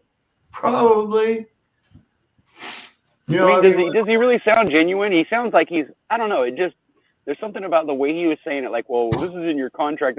Like, what normal person would bring that particular argument up when there's guns being used, right? Who cares about the trash, dude? If there's guns being shot through my window, that's what I'm more concerned about, not the stupid trash outside. Mm-hmm. Exactly. That wasn't on the top of the list. And I know black people. You say what you want about black, but I know black people. They're not that dumb, bro. They're not that dumb. That's fucking crazy, this guy. Yeah, he's probably just somebody Tyler stuck down there to interview. Hey, you want to make $20? Yeah, I'm gonna make kind of. Like I said, I ain't never had no issue with him. Like, so if I need some help with something, they help me. Okay. They need some help. They, you know, when they first got here, that motherfucker would be parked behind my car and shit like that. And I'll be like, hey, I don't know how you do it in your country, but right here, you don't park behind my. You know what I'm saying? I smoke your ass. It pretty much. It was an abandoned car. Yeah. Look. Smoke your ass. There's something going on there. There's no tags on it. Well, there's no. Well, we don't want to. You know, we don't want anybody to know who he was, right? We don't want to be able to track him down. Sound like it'd be a quick way to. God forbid he tell the truth and not have to worry about being found and who he is, right? God. Shit like that, and I'll be like, hey, I don't know how you do it in your country, but right here, you don't park behind my. You know what I'm saying? I smoke your ass. It pretty much like on that type of tip. Did you see that video of the guy kicking the door down with the scoped rifle? Yeah, it's in the next. It was in the next building. I bet what they did. I bet you what they did is they put a new door on there so that they could shoot it and kick it, and then just put the old door back on. That's probably what they did. They didn't do this. I don't think that's what occurred here. I don't think it's the same fucking place. Yeah, I honestly, this could be anywhere. This could be in Oakland. It could be any apartment in any building. There's a in red any door place. and a white door. It looks like how it was up in the other. The other ones appear to be. What's the number on that one? It 301? was like gray. Yeah. Now watch the damage that these kids do to It's like a primer door, like they just I hung do it. know Right? them. Is it Am I affiliated? Nah, I wouldn't say that. I think that. Well, they didn't break in. That door was open. Yeah, they let them in. That door was open for him. Watch. Go back just a little bit. All right, here they come in. Did you see it happen in real time? Nah, I didn't see it happen, but I do know them. Is it gang affiliated? Nah, I wouldn't say that. I think they were just looking for somebody. They didn't open it. Someone else opened it. Yeah, you're to right. live in this hole. That is That's what I saw. Somebody else opened the fucking door. Way to go, Dave, catching all the little facts. crazy. You'll notice a lot of broken glass, a lot of bullet holes in the walls. How are you? I'm doing good. We're doing like a little bit of an independent news report on what's going on out here. Well, I mean, there could be a kid in the neighborhood with a BB gun too, right? He hasn't really shown any bullet holes in walls or in anything at all. A guy claimed and pointed in a direction. We didn't see any bullet holes. He showed us smashed up and obviously tried to prove. He pointed at the window. How would the window not shatter if it got shot with a bullet? Come on. I mean, it might make a perfect hole, but how rare is that, right? Like, I don't know. I don't. That window could have been broken anyway, right? They're going to show this back end of this Mercedes right here. Okay. Right. Or it's a Volvo. I'm sorry, Volvo. And yeah, he's Volvo. gonna back into it while they talk about bullet holes. Okay. Yeah, of course. It's all about. If you look at this back window, that's not bullet holes. That looks like somebody fucked up their back window. Yes. Yeah. But is it from bullet holes? No, I don't believe so. It looks like they've obviously tried to repair it or do something, patch it or I whatever. think they put tape over it to keep it from falling out. Is what they look like to me because it shattered in little pieces. I would say that would probably be considered in most municipalities as a moving violation to have a window like that. Of anything. But I don't know. I'm not saying what my point Because is. it could fall out and hurt somebody, right? That's not a bullet hole. That's a lot of bullet. Look, see? No. I don't see any round holes. All I see is like holes, like a hammer. It looks like somebody took a hammer to it to me. It looks more like somebody with a 2x4 came up and said, Leroy, I know you fucking that Kanisha from around the block. What? You park behind my car again, I kill you. Yeah. Some kind of shit like that. Anyway.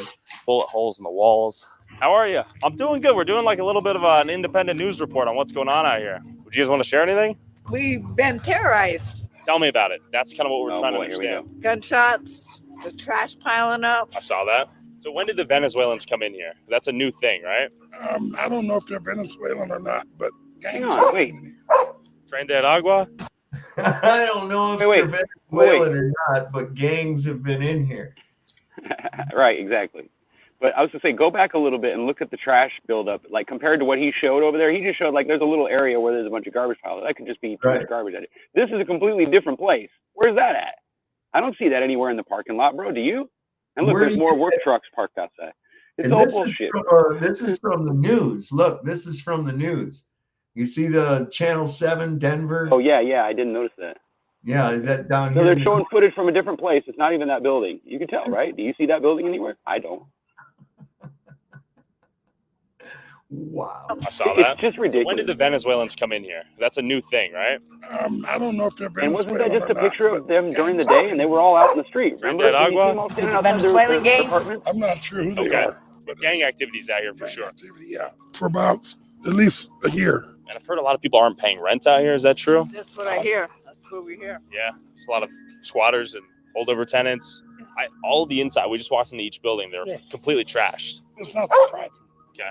Because So would it be that maybe the tenants there had said, I mean, have they already been evicted, or are they trying to evict them because these people said, I'm not paying no more rent till you do something about this, that, or the other, and all the tenants get together and agree. See, we're only getting a fucking really heavy duty, swayed, opinionated story going on because this guy's pushing for it to be is it Venezuelan gangs? This guy's like, no, I don't know if they're Venezuelan or what. They're just gangs. What are you talking about, right?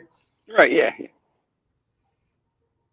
The whole place is trashed. Completely trashed. Like third world abandoned building. Is that what it looks like? It's pretty shitty. Oh my God, they drink Modelo. They must be bad. Centrally located Okay. and not close to the border. Okay. So that's why I think we're targeted.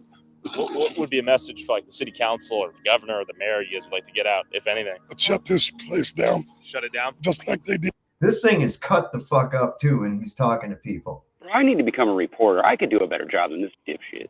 Yeah, this is cut the fuck up. He's done a lot of editing. Look, watch all the cuts when he's talking to this. No, I noticed that too. There's a lot of jumps where you can tell he skipped. Watch, you'll see these cuts. I think Denver's targeted because it's centrally located and not close to the border. Okay. So that's why I think we're targeted. What would be a message for like the city council or the governor or the mayor you guys would like to get out, if anything? Shut this place down. Shut it down? Just like they did in Elm Street. Do you see that? There's a cut and then he answers. Yeah. Oh yeah. It cut because you could see the dog wasn't there at all, and then all of a sudden the dog's head just pops up there. Yeah. Watch. Got him. Not close to the border. Okay. So that's why I think we're targeted. What would be a message for like the city council or the governor or the mayor you guys would like to get out, if anything? Shut this place down. Shut it down? Just like they. Now, is that the message to the mayor, or did he have some other message to the mayor? And this is just part of another conversation that he spliced and edited in to make it look like. Yeah, he just cut out the part he wanted. Yeah, we could. This guy is a hack. He's a fucking hack, man. Really bad. Really bad. Pisses me off when people do this shit. What do you call a con man that tries to con other con men? A dumbass? Yeah, that's what I'd call him. I mean, it pisses me off when people do shit like this. Like these people that were perpetrating and blowing that whole story about the Hells Angels going out there and shit. Oh, they're always after the Hells Angels. It's not fucking happening, man. Yeah. And there's probably still people believe that it's happening, you know? And oh, yeah, there's people that definitely believe it, bro. Trust me. I don't know, and it just pisses me off when people do shit like that. That's why I can't stand it when you see on TikTok or some of these others where somebody will put a thing out. Look at these never before seen pictures from early 1900s of Antarctica, and it shows you all these castles and bullshit like that, and you're like, motherfucking AI, god damn, man. They're good though, aren't they? They're pretty good. It pisses me off, man. I know they piss me off because I can tell they're fake, but I'm saying they look pretty good though. They look like they might be real almost. It's creepy looking. Yeah. So who knows what the fuck they're trying to run by you anymore? But we can see this is an obvious attempt to, run a certain narrative and make it look genuine. I don't know. Hey, Dave, did you ever think that maybe the reason why they're exposing the old technology is because they've got brand new shit that works way better, and they're just gonna obviously brainwash us over again, right? Like, I think they do this all the time. It's like a culling, right? They tell you that they're using you and abusing you, and they show you the proof of it, right? And then they twist it around, and they just hypnotize you deeper, right? So you forget about it, and then they do it again and again and again. So when you come to the end of your life, you're going to realize this, and you're going to leave looking back, going, "Wait a minute, what?" It's going to be crazy. Greg says homeowners versus the renters or others. Of course, the homeowners are going to complain. Yeah, sure. It's like that. And I've seen that happen with other apartment complexes too. Like where I lived in this apartment complex in Michigan when I was in my early 20s. And it was a pretty nice place, I had to have they'd check in you had to pay, it was a substantially higher rent than a lot of other places. And it kind of was a good place. It was pretty secure. And then over the course of 20 years, I saw it become run down, bad element move in, repairs go undone, and this, that, and the other. The place had already outlived and repaid its investment value. Nobody gives a fuck anymore. Let it go to shit. Write it off on the taxes. And so this isn't something that's new. And consequently, it does reduce the property value of homeowners' property around such places. So, it is what it is. It's just how it works. Did in Elm Street. Okay. Because it's the same owners. So and they do a poor job at vetting their tenants and maintaining the place. Do shit. The owner needs to be locked up. Okay. And that's my opinion. Okay. Just for renting out these illegals. Okay. This place is fucked. Just take a look. Oh, this is, I mean, you can zoom in. This place is completely unkept, complete hole. Look at that. Look in here. Completely abandoned, in disrepair, fecal matter, piss. We may have overstayed our welcome a little bit. We've talked to a lot of locals out here. The Venezuelans say nothing's going on, no gang activity. Anyone who's not Venezuelan, yeah, there's some gang going down here. There's some crime going down. The locals. I'm hesitant to interview a lot of the locals out here because I don't want them to narc on themselves, but I do respect someone standing up for the community, and I won't suppress their voice if they want to share. So we're noticing tons of no license plates. ¿A muchas personas aquí de Venezuela? ¿Sí? ¿Cuánto por ciento? 90, 80? 80? Okay, gracias. I mean, according to him, it's a Venezuelan community. This is little Venezuela, selling flowers on the street. Once again, this is an example of this false American dream that's sold. And then I hopped on a call with Aurora resident and retired ICE field office director to hear his opinion on what's really going on here. Is the place on fire? Do we have Venezuelans invading the city? You know, look, the city is not on fire. Aurora is a huge place, it's a great place to be, great schools, but there are issues, just like there are with any city anywhere in the United States. And what we're seeing now is just, you got one side saying it's not happening, one side saying it's happening, and then you get the social media aspects who say that the Hells Angels are coming into town, that patriots are going to be, storming these apartments. The state of Colorado is a sanctuary state. Started really letting in a lot of, migrants that are coming up from the border. When we look at this, it's mostly young male Venezuelans that have come up from Venezuela who are not highly vetted at the border. There are probably plenty of Venezuelans that have come up here to Colorado that are busting their butts, but there is this criminal element that has made their way into some of this, lower income housing. So they are extorting some of the residents in those areas. And to give you an idea, a lot of the residents in these areas are migrants. They are migrants from South America. And these gang members there were gang members there running around with firearms. And they're mostly taking advantage of other migrants because those migrants are not calling the police. They are afraid to. They're afraid to maybe lose status here in the U.S. or get deported, or they've been identified, some of them, as being Tren de Aragua. And it may be some of these young Venezuelan males claiming to be TDA just as an intimidation factor to the other migrants that are in the area. The fake news part right away is that Aurora's not fallen off the face of the earth. Like, Aurora's had a gang problem. It's always been like that.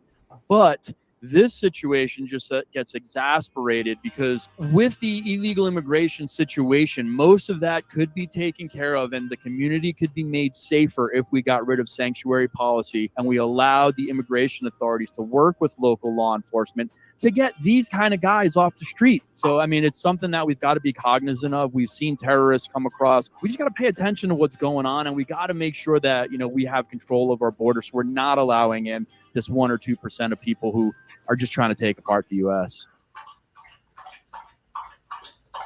So I can pretty safely say that they've blown up a story out of nothing. Again, more mind candy for the sheep to sit there and go, oh, look at this, it's taking, I saw some funny shit, said that Japanese Yakuza was going to go to Aurora, Colorado and liberate the poor apartment complex people, and the story that they're sowing is that there's people being thrown out of their houses by gang members, and these people are just taking over the apartment. Like, they're coming up to the door and saying, hey, you, get out of here, we live here now. And they're going, oh, please don't shoot us, and grabbing their belongings and going out and moving. That's not what's occurring, man. It's crazy. The world is really unsettling. These are illegal Venezuelan. It's so much fucking bullshit. And this other thing they got going on with the Starliner, right?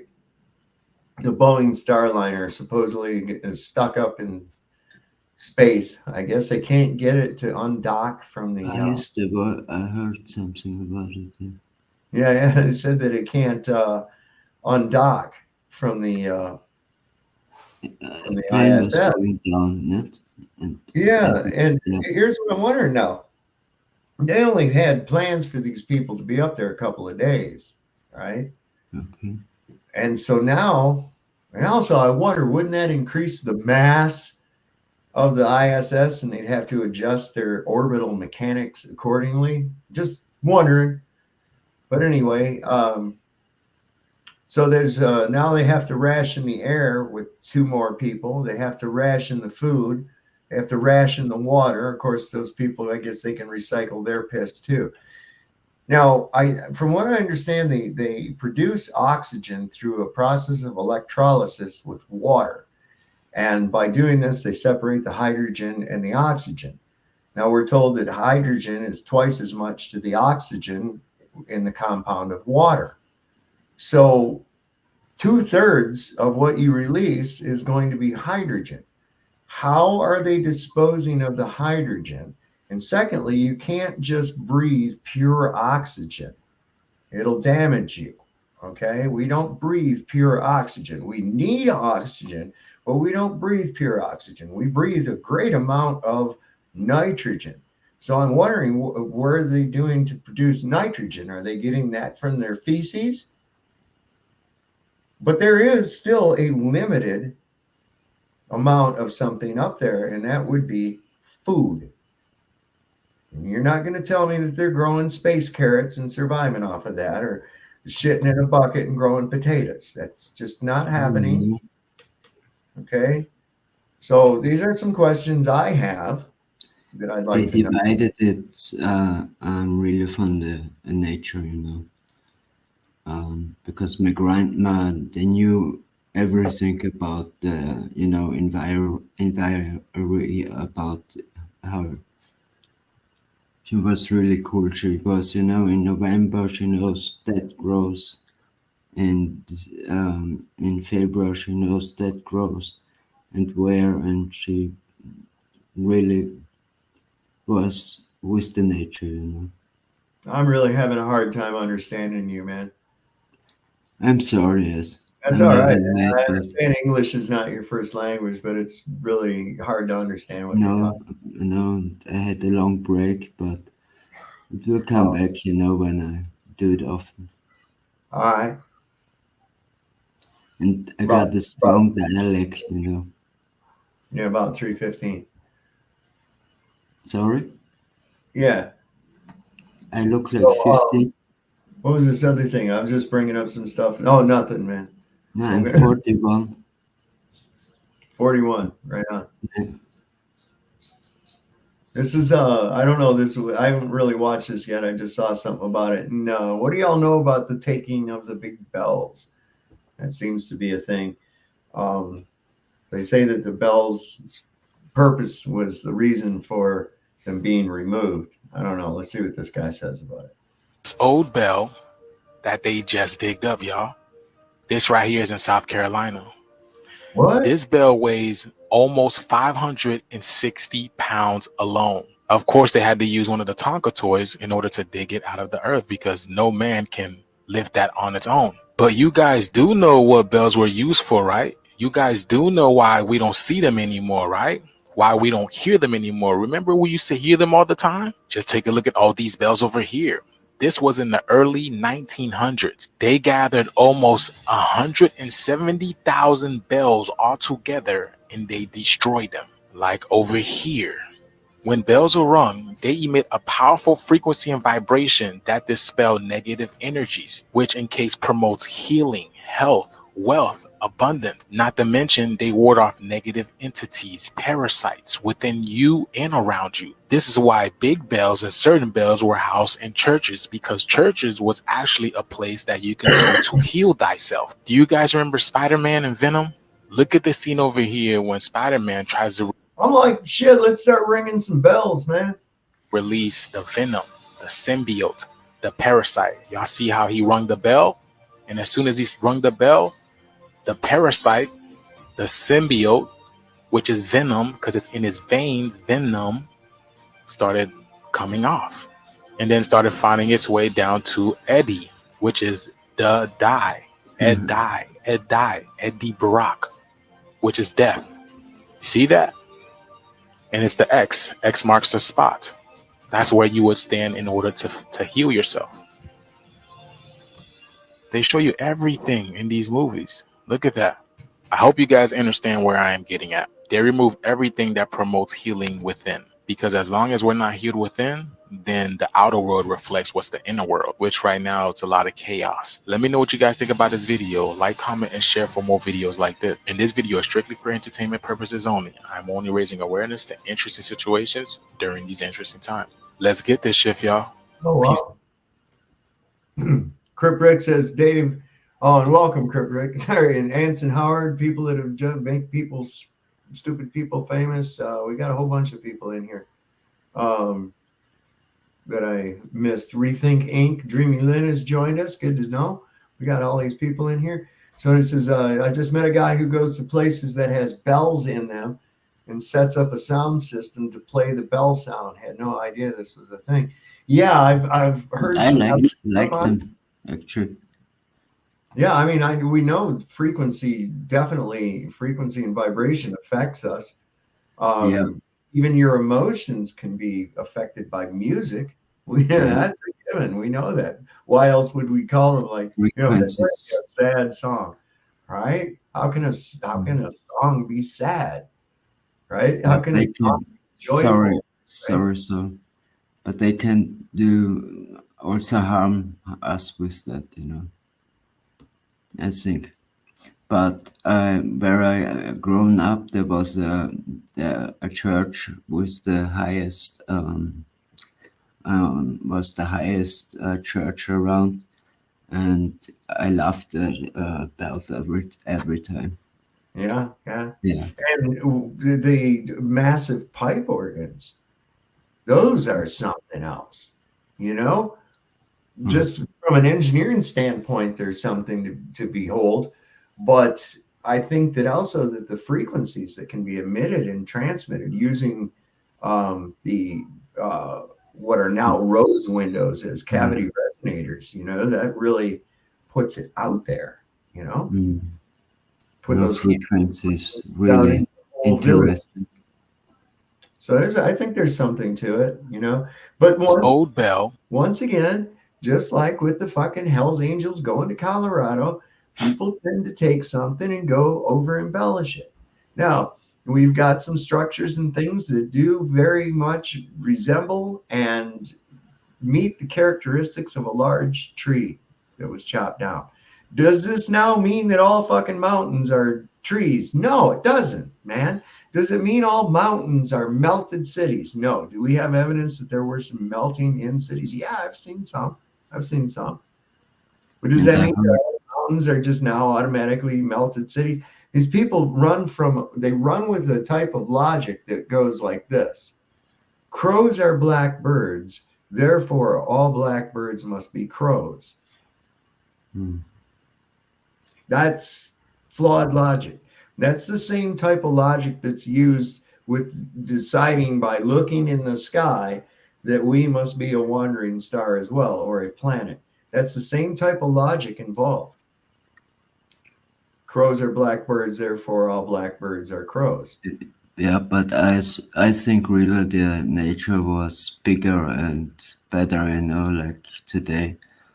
And the humans always take everything, and we really don't know how much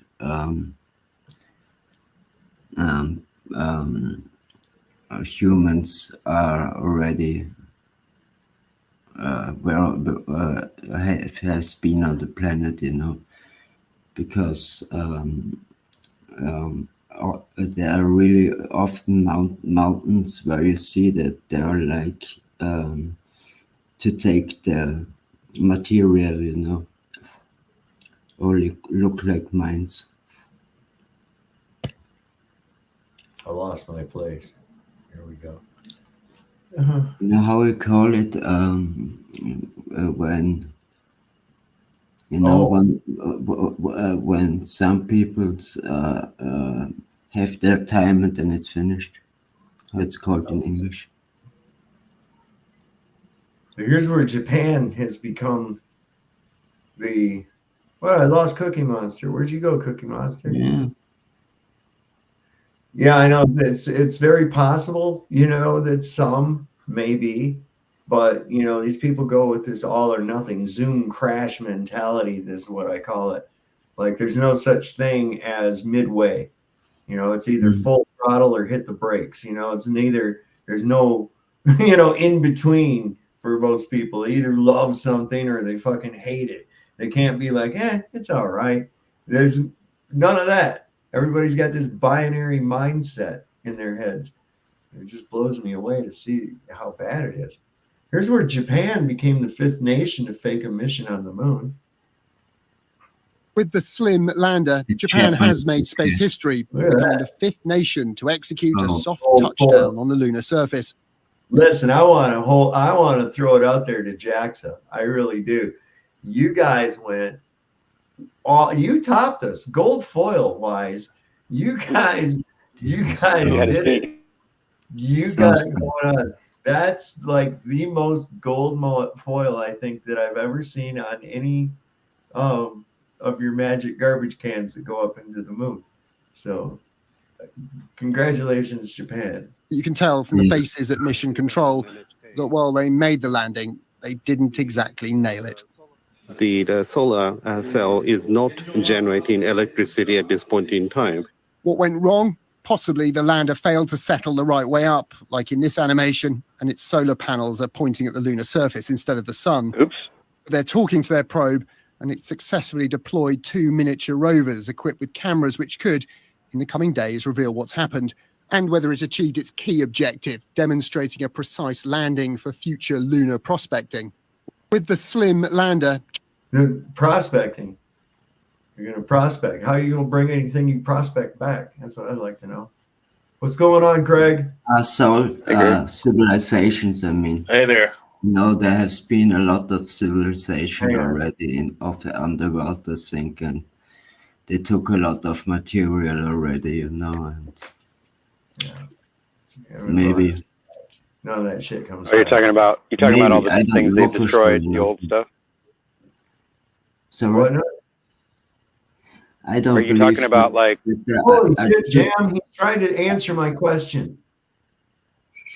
Sorry. Stop. Cookie Monster, what?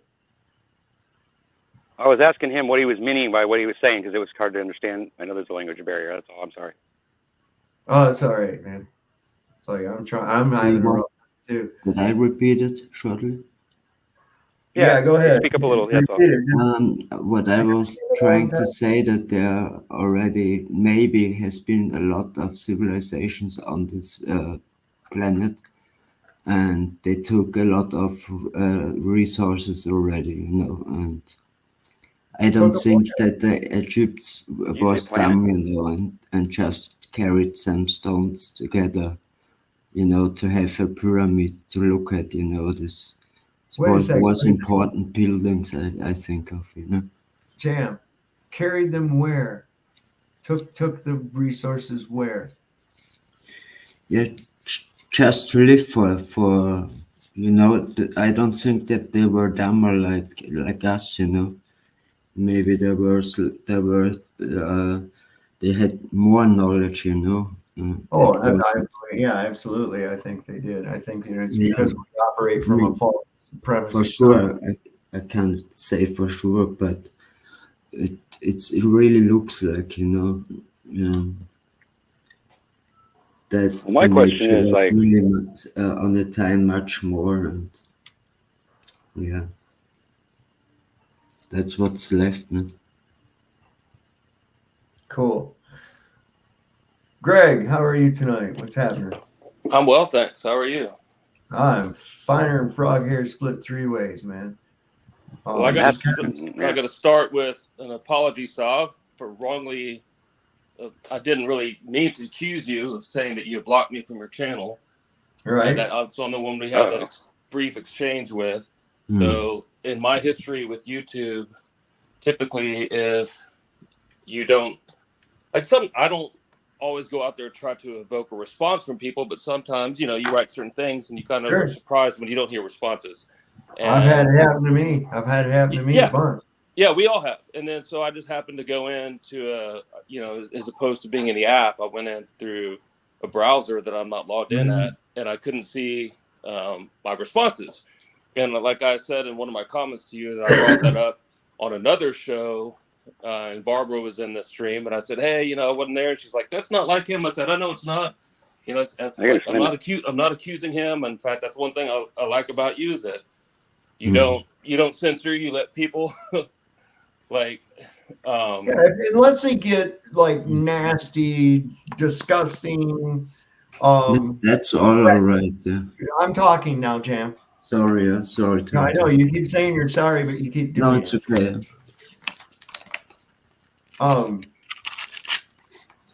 But yeah, I don't. It's unless that's occurring, I don't give a shit. Say whatever you want to. A lot of times, I try to keep up with comments. I try to respond to a lot of them. No, I'm not going to just block somebody. And I'm like, if you got blocked, and it was me or one of the mods that I have, then it was for something you needed to be blocked for. I can guarantee you that. So. And I've never seen you come in here and say anything like that. That's why I was taken aback by that. I'm like, yeah. And I appreciate your response on that. And again, my apologies for even suggesting that I should have finished out, which I usually think things through all the way, because that wasn't on my mindset. Was more that this isn't like him. It's probably some YouTube thing or something. But I just didn't. You're sitting on your phone and typing something quickly, and sometimes you leave things out. But anyway, what my other comment was. And one thing that's bothered me recently is this whole stuff related to, I'm going to go back to the whole Jaron thing, and then what David Weiss was on. And what I saw David Weiss doing, well, first of all, let me back up to Jaron. Jaron, and I know that you make it very clear that you don't trust anybody. You just know us online. So, you don't even know us personally. So then you may have, respect for people that you don't know, and you make it very clear also that you don't agree with everything that anybody says. And I understand and respect that. But what I saw... Does that mean that I'm the most disagreeable motherfucker out there? No, I'm just... You're such a bad guy, Dave. How dare you? How dare you be nice to those flat earther guys? So... That's a joke, by the way. I'm sorry, Greg. I'm not trying to down you. No worries, man. No worries. And so what I've seen from Jaron lately is he was very, very clear coming out about his whole, and yes, it happened on the Bro Sanchez when he brought up the Home Depot thing, but he has been very, very clear that that if there is a 24-hour sun, that it would disprove the flat Earth. And he not only stated that once or twice, and like David Weiss, and then you follow suit and agree with him that it was just like tongue in cheek and his sense of humor. If you go back and watch all the times that he said that, and then he defended it and attacked other people for calling him out for that, I mean, the gaslighting that David Weiss did was over the top. Sitting there telling you, you and I know, David Weiss knows what a good gatekeeper does. A good gatekeeper lets you as close to the gate as possible. So they might tell you 99% truth. But what did Weiss do? He's like, oh no, because he's got the most followers. Sharon has the most followers. And he's been doing this for almost 10 years and blah, blah, blah. That you are, and I quote, a fucking retard. And he repeated that. You're fucking retarded if you suspect him at all of being a shield. If you suspect him, then you suspect me. I mean, that's gaslighting 101. It's like, want you to think that that a gatekeeper is going to show their cards throughout the entire way. It's like, that's not how it works. And I personally think that, at least for me personally, what I've seen for others, is since my beginning in this whole truth community kind of a thing in 2005, a huge part of it, of disseminating truth and growing and, helping, is understanding gatekeepers, is calling them out, because you learn so much from that, because you see what they're covering up. And there's a lot more to it than that. So, like, for the first couple of years I was at it, man, I was listening to Alex Jones all day, every day, every single broadcast, go see him in Austin and this and that. And then it was helpful for me to catch on a couple of years later, like, oh my gosh, this guy's a fraud. And, I caught so much flack for calling him out for it. Yeah, me too. And then, agree, yeah. Greg.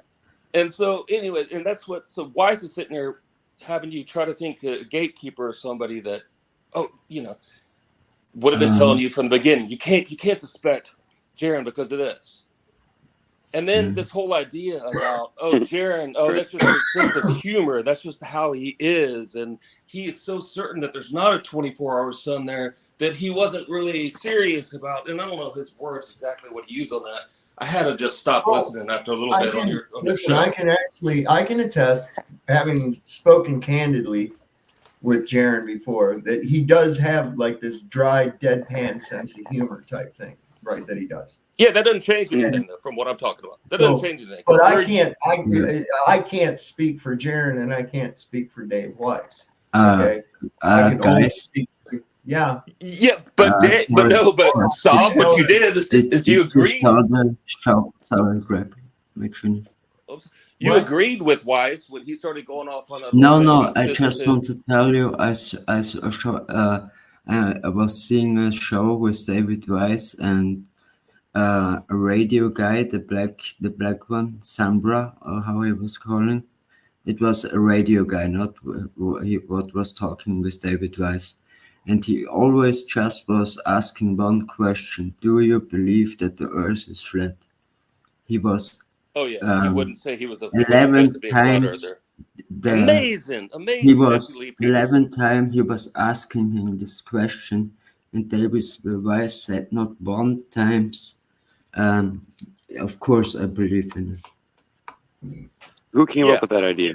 Who's the one that brought that up in the first place? I'm just curious. Who's the one that said that the first time? That said that he did that? Was it you? Did you figure that out, or did you get that from someone else? I'm just curious. No, I was looking into his PJ together. But it's insane, Asking him, do you remember?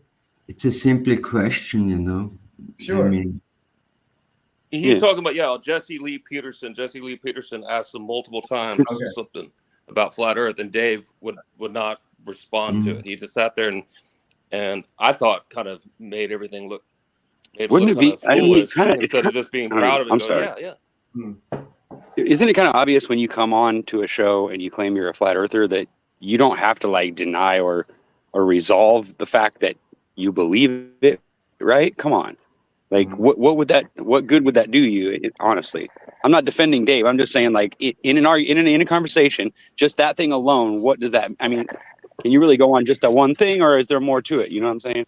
Like, I don't want to dog on Dave if I don't need to, but I don't trust him either. So I'll be honest with you.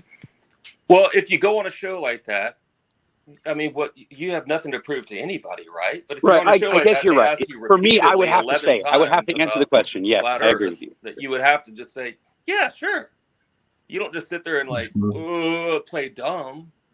Well, you have to go like this too. You have to dissect what they're asking and how they're going to fucking twist it against you.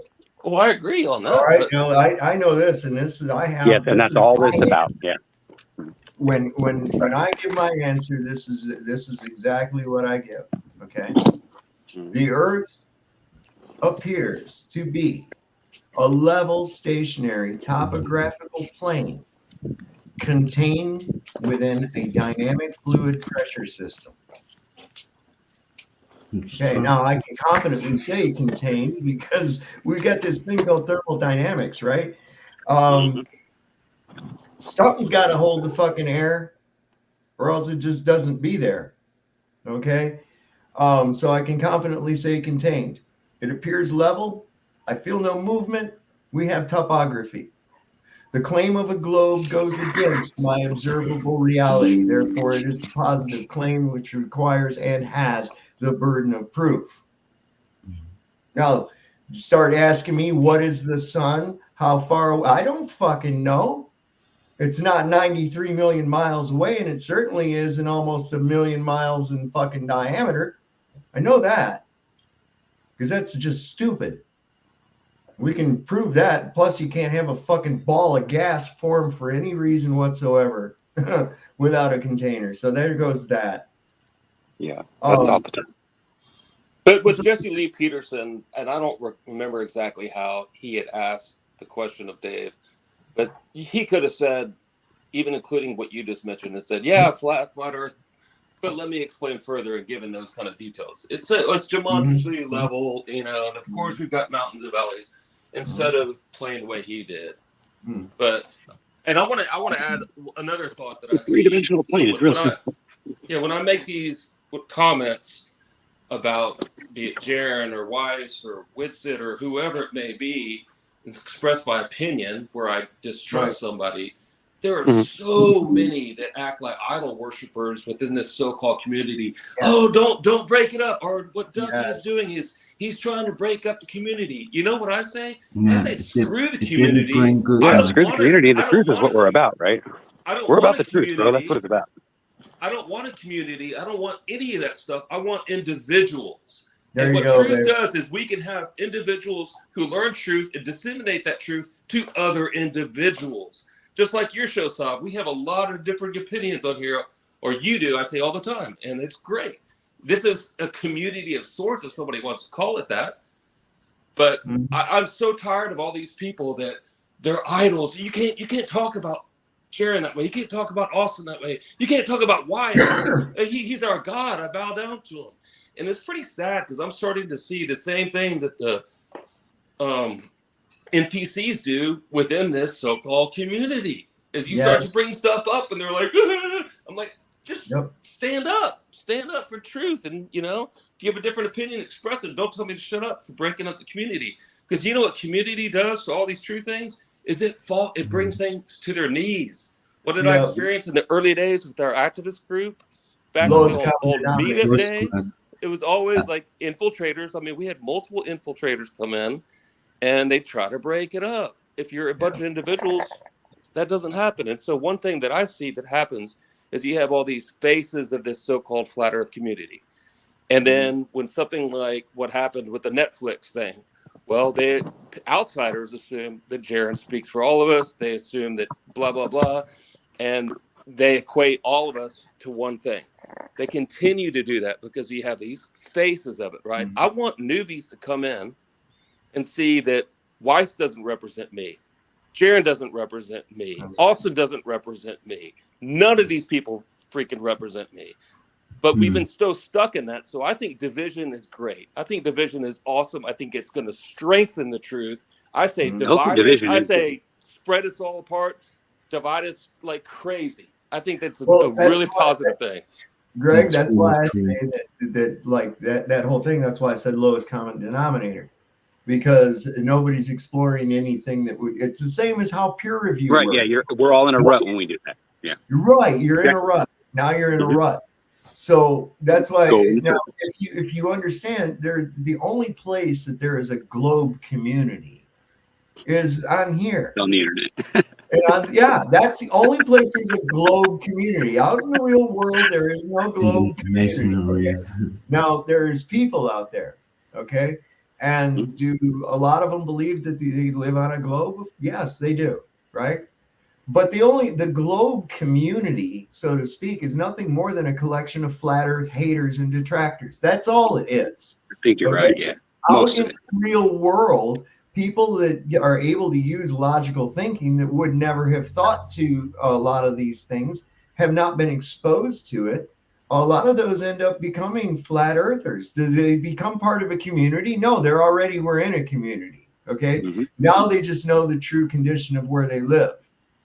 And after a while, that's in on you. Yeah, you're right. It's like you hear these people, there are no flat earth physics. Listen, hold up. What? There's physics. Okay? It has no bearing on what you're standing on or anything else. It's just physics. They haven't a statement or something, yeah. They're into nothing. They use the term gun violence, right? There's no such thing as gun violence. Guns don't do anything. It's people violence. Okay, it's people violence. Gotta get rid of them guns. If I whacked somebody upside the head with this coffee cup, coffee cup violence? No, coffee cup violence. Right. I mean, it's just dumber and shit the way these people look at things. Oh, there's a lot of people are killed by people shooting them with guns. No, they don't say it that way. They say there's a maybe somebody should make a channel where they do nothing but just spoof stuff like that, just to show how ridiculous it is, right? Well, we're doing it right here, real time, man. They say in the news, every year guns kill this many people. No, they don't. Guns don't kill people. People kill people. All right. Now Angry you look people. over there, Yes, angry who was people. just, Jam was just telling me, in a country where you're not allowed to have any guns, right? Yeah, in Austria, like I come from. Right. Okay. So they're in Austria. You can't have any guns. What seems to be the biggest danger they have over there now? Now they're having knife violence. Knife violence. Now, wait a minute. Hold up a fucking minute. Now, what are we going to do? We're going to give everybody, regulate them down to sporks? You know? Yeah, you're not allowed to have anything bigger than like a paring knife. It has to be 2 inches or shorter. Not allowed to have anything sharp. You know, I mean, this is just getting stupid. You might cut yourself though, Dave. Come on, they might cut themselves. Maybe that's why. Maybe people are. I cut myself, not the knife. Not the knife. Well, okay. But also are I did say that they cut themselves. 7 centimeters are allowed by a knife. Yeah, see, I'll show you a knife. I got a fucking blade on. It's that goddamn long, man. It's like a little short sword. Well, let me go grab mine real quick. No, we don't need to get shut down for showing knives and shit. I know. I was gonna say last time I shut down a damn live stream. Sorry about that. Yeah, ain't no worries. But yeah, this is more of that, like you were saying that this about anyway. We were back on the thing about a community, and it's like I said, the only globe community is just a community of flat Earth haters. Okay, that's what it really boils down to. Now you will have some people that react adversely when they hear flat Earth. Of course, they're programmed to. We recognize that. Do they go, somebody said to me the earth is flat today. Well, I'm going to make a YouTube channel and I'm going to spend all my fucking time arguing with somebody about it. Well, there's also another kind too. There's one other kind that you forgot about so far. There's the people that just are out to make money and they'll jump on any freaking bandwagon they can just to get you to sub to their damn channel. So watch yourself, because there's a lot of that going around. Like, well, so-and-so watches it. I saw so-and-so over there. So next thing you know, they're hanging out over there and next thing you know, they're coming back and telling us, hey, guess what's true? And we're like, what? Where'd you get that from? Oh, so-and-so. Who told you to go over there? Oh, you did. No, we didn't. You know, like what's going on here? Like, we're not all, just because we're on each other's shows doesn't mean that we all agree. But me and Sav don't sit around and fight over whether or not I'm right or he's right. We just realize that we respect each other for believing what we believe at this point in our you know, on our tour, right down our path, right? Yeah. We all get there in our own way, and we do get a lot of bumps, and I get angry and I get upset with people, you know, but that's not what it's about. I'm trying to find the truth. I want the actual answers, the actual evidence for the truth of what this place is. I don't care whether I'm wrong. I don't. Yeah. I'm not particular to any one side. I just want to know what the truth is, and I want to see it and be able to see it for myself and not just understand it because someone told me. That's bullshit. Right. That's the way you got to go with it too. And it's like, look, I like to talk to the other flat earthers, and I've made a lot of friends that are flat earthers. Okay. Now, how are we a community? Do we have a little village with our own school and, you know, we have a daycare for our kids while we go out and no, we don't. We're people that have found from all walks of life, from all ethnicities, that have discovered the true nature of where we live. Okay, that's what it is. We were already part of a community. We just woke up from where they don't live on a fucking ball. That's dumb. Okay. And that's about as far as it goes, you know, as far as I'm concerned. Now, I've met a lot of cool people and everything, and what I may or may not think, maybe I don't voice that necessarily publicly, right? I sit and I watch. Now I'm seeing division coming up from the rising up Earth people, and I'm like, here's what I got to say: no interferometry, okay? And secondly, 9.8 meters squared is an average. So what, are we speeding up and slowing down? And, you know, I don't know. I just got questions. I think they're in the same boat as the rotating Earth people.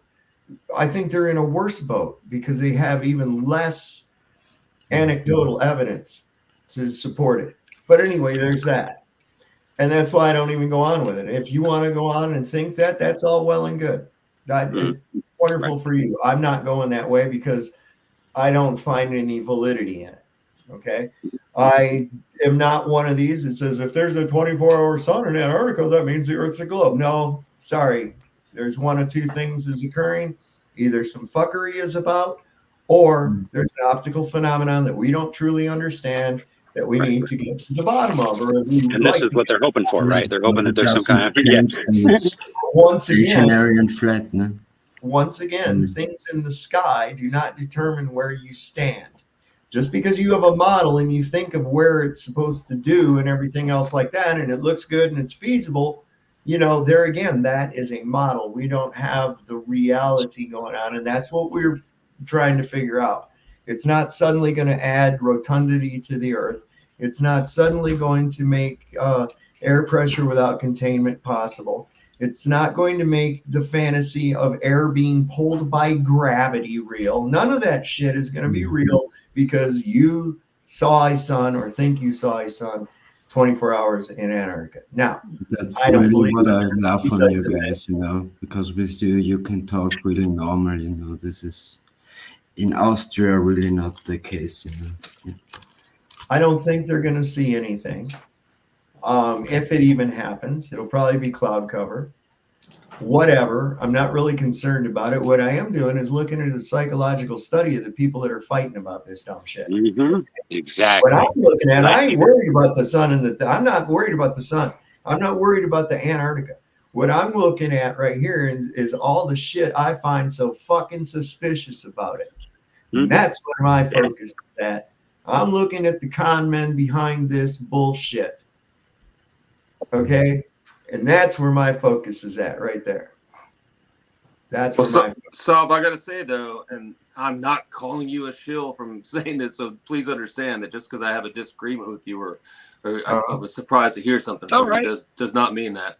But I was surprised to see how you have been, in a sense, defending Jaron, how you went along with what Dave was saying at some of those points. And part of that is because within the exact same live stream, that you would say, and you would mock those Globers that talk about the sun, like dictating the Earth. And as you just stated very clearly, and as understood by, I think, most of us here, that it will not do that.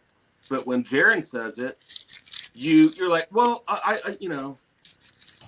he might believe that, or I don't know. I mean, you write it off. You make excuses for that. I don't understand. No, I'm not so I making see it excuses. as very hypocritical. Wait a I second. see it as I'm not making uncharacteristic and excuses. hypocritical because you don't attack him for it. You No, go on a I show don't- next night wait a that minute, yeah. does that and not attack. Listen, I didn't. Hold on. First Doesn't off, speak. I'm not him. Okay. That's And how I started out whatever he may think, that's okay. That's his deal right there. Do I agree with those? No, not necessarily. The fact of the matter is, none of us know a fucking thing about the sun. That's the answer right there. Okay? None of us know anything about the fucking sun except for we see a yellow object in the sky and it goes around us. That's what we see. That's all we know. Do we know what it is? No. Do we know what it's made out of? No. We don't know anything about it other than it's the obvious source of light and heat. What's Where we live. What's up, man? How's it going, guys? I just popped in to say, yeah, Sov, you can do what you want, man. People don't need to dictate to you what's going on. Flat sword, you came in free too late. will. You're missing where I'm coming from. If you're suggesting he's that listening, don't worry. I'm suggesting that he can't do what he wants.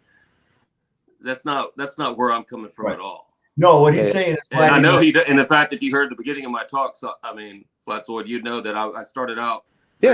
I said is No, that I'm not fighting against you, man. I'm Well, just I saying, know you you're know, not, and I'm Sov not is a either. big guy. Yeah, He can do what he wants to, just like the rest of us. Right. I'm just saying it was. I'm pointing out that it was very uncharacteristic of Sov to act the way he did towards Jaron when he acts differently towards Globers that say the exact same thing. I've never Find fault in discussed- that logic of mine because that's exactly what we've all witnessed. Hold on. I've never discussed this with Jaron. Not on any public forum whatsoever. You I've don't have never- to discuss it with them. I haven't either. Right. Okay. So But you know what he said, and we both have opinions. Wait a on second. it. What you mean? What I heard he said secondhand. Did you not listen to any of the streams he was on? I didn't listen to the stream you're talking about the Home Depot or anything else like that. No, I mean, I there's didn't. multiple ones. There's multiple ones. Okay, but Yeah. there's multiple. He has come out very plainly stating that if there's a 24-hour sun, it would destroy the flat Earth. And his excuse that I think he first brought up on Bro Sanchez's was that it would be like a large Home Depot and we're on a giant Earth, so it wouldn't discredit all of his I've seen measurements that that he's part. done. Yeah. But he's done this in multiple streams. He's attacked people trying to defend himself when people call him out and say that that's nonsense. And here he was for many years. I correct me if I'm wrong, but I feel pretty certain that I've heard him many times say, just as you have and I do, and say that the sun, that we don't, like when people are like, you don't have a model. You don't have a model. And I feel pretty certain, and again, correct me if I'm wrong, that Jaron has stated many times that we don't have nor do we need a model. Now, all of a sudden, he is acting like he's been married to one particular model for 9 years, and if the sun destroys that model, then therefore goes the flat Earth. And yeah, but I think that's Jaron's way of trying to get out of this whole thing. You know what I mean? I think he's trying to use this as a get out of card. He might be, I don't know. But the thing is, we can't divine his motives. I don't trust him, to be honest. Never really have. But as a person self, I haven't really seen him, be anything other than really okay. But yeah, his values and things is what puts me off from him. But I think this whole sun thing and bigger ball Earth thing is just his way of trying to get out of the community, maybe. But I don't think it should be, let's be against other people that associate with him just because of that. It's not them making the decisions that he said. I think he would have to know that the idea of a bigger ball would definitely throw off all the orbital mechanics and everything else that holds their whole stupid thing together. So I don't know. I can't. If he did now go in that direction, I can't for the life of me understand why. Do I agree? Not a bit. No, I don't even agree that desperate people do desperate things, right?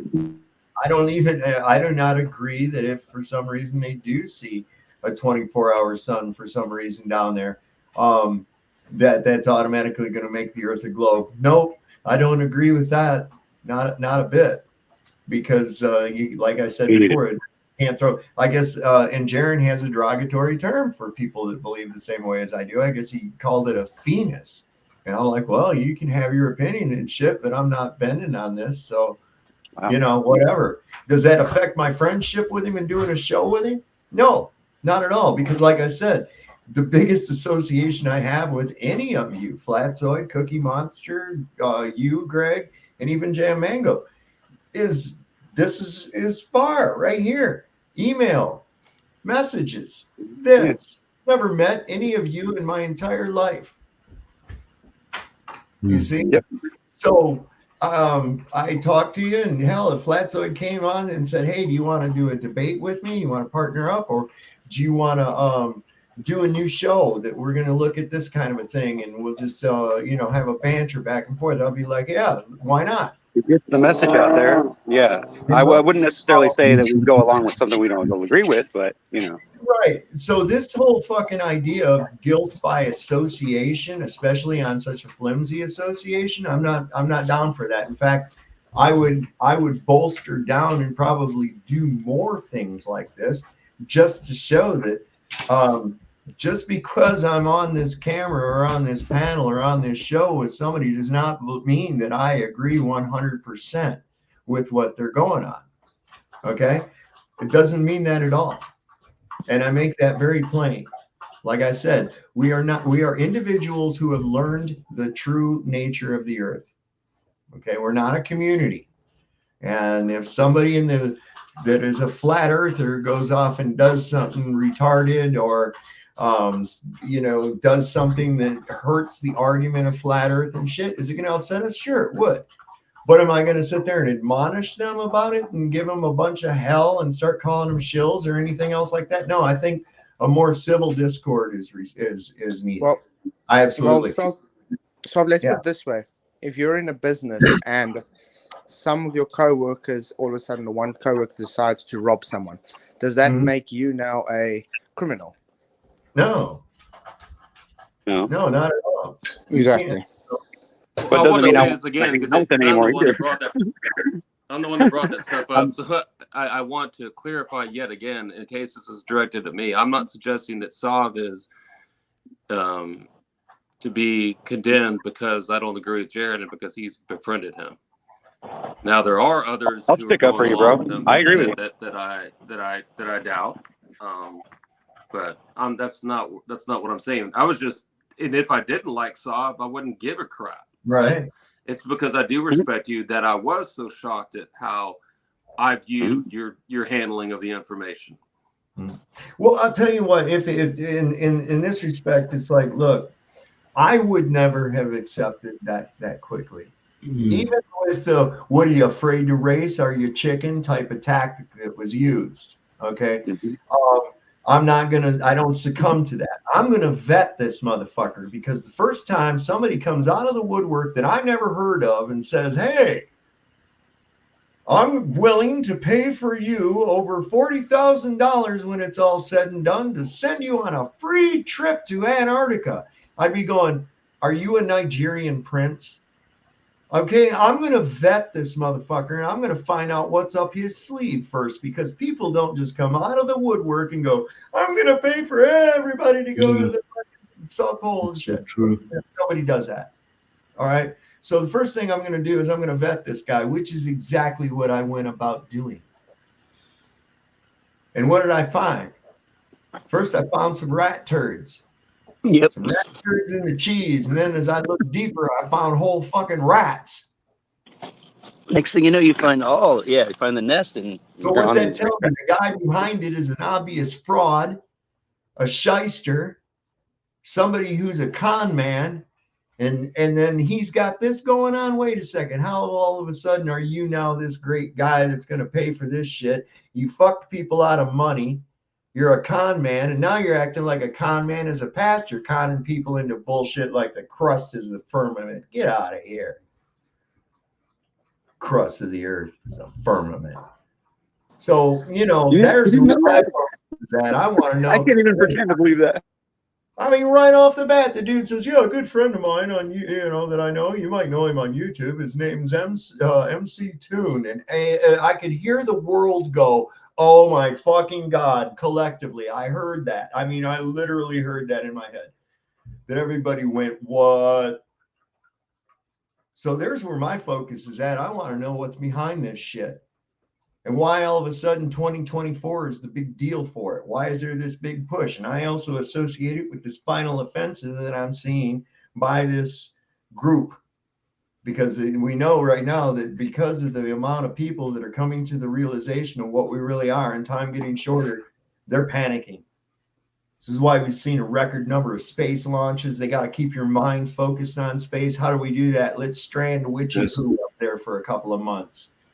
Let's create a tragedy. Well, if you haven't heard things Jaron has said, then maybe you haven't been listening to Eddie from Flat Earth Banjo. But he was talking about Brazil this last year. There was a similar situation where he refers. Yeah. So what he refers to is like their version, that version over there of their. I can't remember if it was MC Toon or whatever he was equating it to, and saying that they were saying at the time, like, "Oh, this is the year we got to go do this whole thing." And so even though it's kind of new for us, they were pushing. I don't know if that came to fruition. I don't know whatever happened with that, or if they pushed it off till this year. But yeah, it is interesting. Like, why all of a sudden now? Why do you have all these celebrities that are allegedly, going to go? Or well, here's the one I want to see. Okay, if you really want to prove it to me, and I'm not talking do it orbitally, because that's just fake bullshit. Okay, I want to see someone traverse Antarctica, starting at one meridian and continuing along that meridian until they come out on the other side. Don't deviate and come off of another meridian. I want the one on the other side of the ball. That's the one I want. Now, you do that, I'll be impressed with shit. If you do that and it calculates out to be the statute miles that you claim it to be, then I'll listen. But that's There's your final expedition right there. That should be the final expedition. You got all this money, set up a fucking supply chain so you can feed them and shit all their way there. Have it run in both directions so they can do it. Here's another thought I have on all this. So we're all talking about like, well, let's prove it, and the Glovers are, why are you whipping out? Why are you so scared? But all the, like, Sav, you were light years ahead of me in your understanding of the science stuff. I got into this flat Earth thing in 2015. I've actually been an early adopter of 9/11 truth, of the no planes, of flat Earth, and there's other things that I was teaching others in the beginning. In fact, I was on one of David Weiss's very first interviews with a mutual friend that we had back in 2015. Excuse me, I always lose my train of thought. Dang, where was I going with that? So, all right, I'll speak up again when it comes back to me. I can hear you. I'm just. Yeah. No. I can hear you. I just stepped out of the green screen area. No, I got something interesting to say, by the way. I just had this experience in the chat. I just texted something, and if you want me to read it to you, I will. I don't think there's anything wrong with what I said, but let me go back here. I said, then when the reaction becomes self-evident, in other words, once you convince everyone about the problem, right? Once you convince the world about the problem, then the reaction becomes self-evident, and now all you need is a solution. And it blocked it. It didn't let me put that in there. I don't know why. That's weird. Man. I know it wasn't. I don't think anybody edited it. I think it just, for whatever reason, I said a word wrong or something. I don't know. It's weird. I don't know. Listen, the censorship is off the rails. It is. Probably it really is. YouTube, yeah. It's probably on YouTube. But not where, you figure what happened to all the I don't know. I'm just trying to say, how can all these fake things get out like they do and people just run with it? I mean, I can understand why. Well, the thing is that this tells me that people don't think. Yeah, people don't think.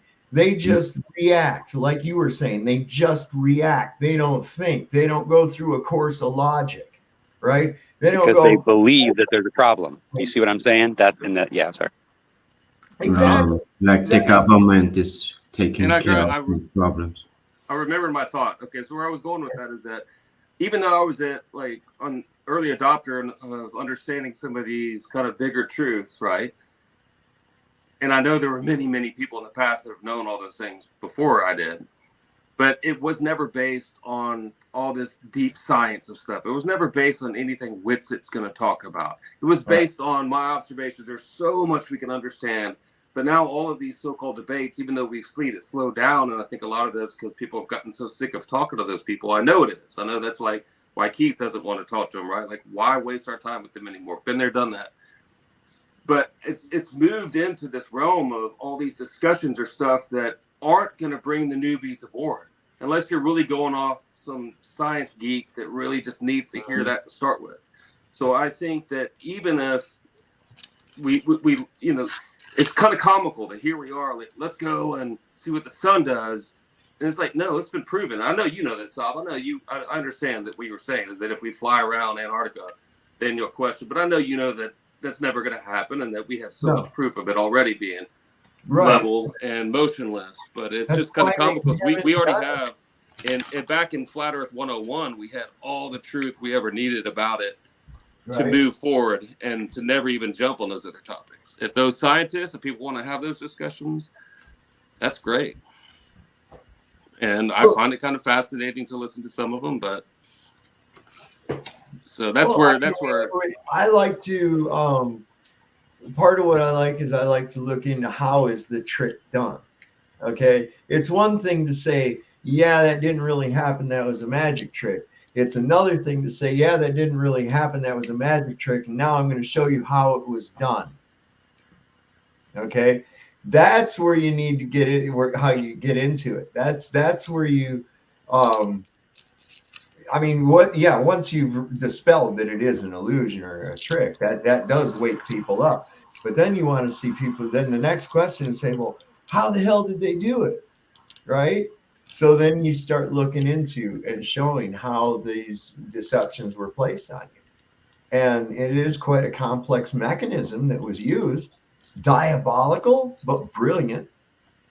Very brilliant. I mean, they got you shit. You wasn't even fully dried off from being born before they got a hold of you. That's how quick it comes.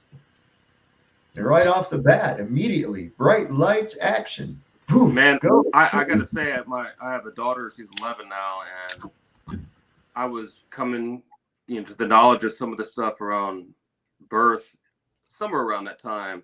And after she was born, like soon after, man, I broke down in tears a couple times, just in pain. Like, I wish I could have controlled it. I wish I could have done things differently, so they don't put the crap on your eyes, cut the cord, all the things they do that are so, so wrong. I don't think it's destroyed her, but yeah, and I knew ahead of time her mom, because of some previous surgery and stuff, would have to deliver a little bit early with the C-section, and it wasn't one of those things that the doctor was scheduling so he could schedule his golf around it. It was a necessity in this point. And from my understanding, that with the women, that if the birth isn't natural out of the vaginal canal, then your body sometimes doesn't even know you gave birth. Yeah. And so there's whole things on the mother's side with that thankfully we didn't, there are no big effects on that end. But yeah, when I learned all that stuff about the business of giving birth, oh wow, that's like, yeah, I mean, that's literally the instant you're brought into this world. They start off. They've minimalized and trivialized what that really is. Yeah. I mean, amazing. That's fucking amazing, man. And they trivialize it. They've turned it into a medical procedure. That's what they've done. They turned it into a medical procedure. Tell me another animal that has to go to the doctor when they're giving birth. Do they have deer doctors that go out there and deliver the fawns? They have bear doctors that go out there, the veterinarians all over in the forest delivering animals. Why not? What's going on there? How come we the only ones that treat it like a medical emergency? It's not a tumor, it's a human being, and that's a magical thing that's happening right there, man. And people just discount it. They really don't. I mean, I'm sure the parents, and I don't want to minimize a lot of parents in your experience with a child, but I mean, our society alone itself is just like numb to it. They don't realize that every time that happens, that was another miracle right there. Another fucking miracle right there. People go around saying there are no miracles. Fuck, that's a one. The fact that you open your eyes and this thing is placed before you every day is a miracle. In and of itself, my God, how can people be so blind and not have gratitude? Not even have gratitude for the very simplest things that they have around them. Always looking for what they don't have, not for what they do have. Not grateful for what they do have, looking for what they don't have. Pissed off and sad about shit that they don't have, that they didn't fucking need in the first place. That's what we've turned people into, man. That is what we have turned people into. And it's sad. We are really in a sad position already as the whole world. I mean, right now is when we're going to be separating the wheat from the tares. And I think that right now, within the so-called flat earth community, maybe that's something that's occurring right now. I'm sitting back, I'm watching. Okay. I have opinions. I might not voice them, but I'm watching, I'm recording. Okay. And this kind of goes along with all the people on this. A lot of times I look and it's like, okay, well, I'll just go with that. Keep going with that. See where it leads. Am I going to follow? No. But I'm going to watch where you go. That's for sure. So, I can voice out sometimes that, hey, I don't think that's a good idea. I don't think that's something that's viable. This, that, and the other. In fact, when this whole first thing came up and Jaron was talking about it at the beginning, I got a hold of him, and I told him, I says, listen, it's not about the trip. I don't trust this motherfucker. Okay, that's it. I just don't trust this motherfucker. And he was like, what, do you think he'll have us killed or something? I says, well, not necessarily, but I don't know what's going on. But it's fucking suspicious when somebody comes out of nowhere and says, hey, I'm going to give all these people free trips to Antarctica. It's like, all right, what's the catch? You're going to try to sell me a timeshare or some shit, right? You know, I don't yeah, re- we gotta listen to an hour-long presentation that's going to last all day, right? I mean, that's your first inclination as to what's in it for you. Why are you doing this? and he's not have much of knowledge, about the whole stuff, Yeah, and that's really, on the, really fishy because on he's the changed his debate. story so much on that. So when he first came on, I don't know if it was with Sean Griffin or I can't remember which conversation. I get them mixed up. But he came in there, and this was like apparently his first talk, and Duffy came on saying that he didn't really know the flat Earth perspective on this, but he had just binge watched, and the way he spoke about it is Yeah. he was making it sound as if literally the day of the live stream that he was on is when he was binge watching. And I think you'd agree that that was the way it was presented. But if you look at the timing of the live stream, he would not have had time to watch more than maybe a couple of them, but he was making it sound like he watched a lot. And then you watch it other times and he said he wasn't aware, and other times he had seen a ton of it and had all these different reference points. So he's been all over the place. Well, another thing he does too is this, right? He came out initially said he was neutral. He didn't know either way, right? Right. And now I've engaged with him, both in person and on camera and on Facebook. And the funny thing on Facebook, he didn't know it was me because I don't use my screen name. Okay. Facebook. Yeah. And he one of the biggest things is right off. He was like, he said about that there's tons of videos from Antarctica showing a 24-hour sun. And I said, tons? So what are you talking about, tons? We've got a handful, and they've all been shown to be fraudulent. They're all fakes. I says, why would they even have to fake it once? And he goes, well, I have a bunch of videos that probably you've never even seen. And I says, well, so you've got this secret vault of videos showing a 24-hour sun in Antarctica, right? That nobody else has ever seen, including me, right? And I talk about this shit all the time. I've never seen them. Okay, that's what I'm thinking, right? And I said, so if you've got all this proof and you're convinced, then why in the fuck are you wasting your time? Why do you care what somebody else thinks? You know for sure. You're positive. Why do you care? There's where I'm at. Yeah, and he says that they were doing this, and I quote, I say close to this quote, something is that they're doing it to put the flat Earth debate to rest, or to put the flat Earth to rest, or something like that. And then but I'm not biased one way or the other. For me, it doesn't make so much sense what comes out there. I have a look on it, but it doesn't change much of my beliefs. Yeah, well, he's been anti-flat Earth for a long time. His mentor, who he was the producer for, Bob Enyart, was an anti-FE guy, and Duffy was his fucking producer. So what are you talking about? He didn't know about flat Earth and shit. Get out Well, of here. Dave, I will say that on some comments with him the other day through Flat Earth Banjo's channel, I think it was, and Duffy was chiming in, and he was, I don't remember the year he put to it, but he was saying that his time as his producer was before that time. So just playing devil's advocate here, we have to consider that may be it. But still, that wouldn't make sense when we know the timing of him taking over as his pastor. Yeah. And then him, giving the eulogy at his funeral and when he passed away and all that. And it still wouldn't make any sense, especially if you spoke initially of being that close to him and working next to his side for 5 or 6 days a week for 5 or 6 years. None of it would make sense. He would know. Yeah, of course. And you don't just pass the, right. pastorship down to someone or whatever. Yeah, there's a big process to it with churches. I don't know about his church, but I know the one I grew up in and stuff, like they come in from, it's like bringing in a new president basically, right?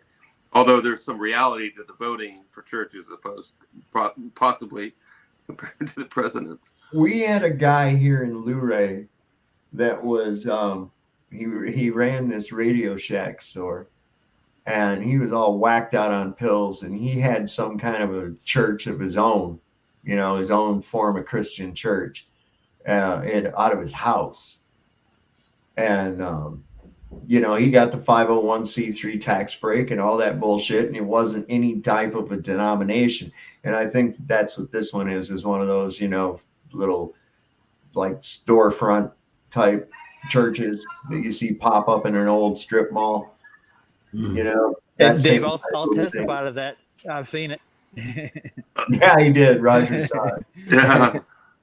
Yeah, I just want to testify real quick. Hi, my name's Roger. I'm a flat earther. Say hi, Roger. Hi, Roger. Hi, Roger. Not AA, bro. We're at an AA meeting. It sounded like earlier.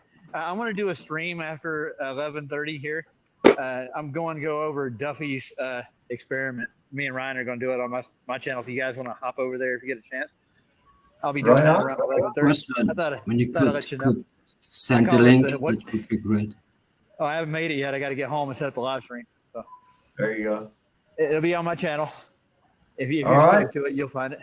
Yeah, I'm going to go over what Nathan Oakley went over earlier. So if I'm still up, I'll definitely check it out. If not, I'll have to catch it tomorrow.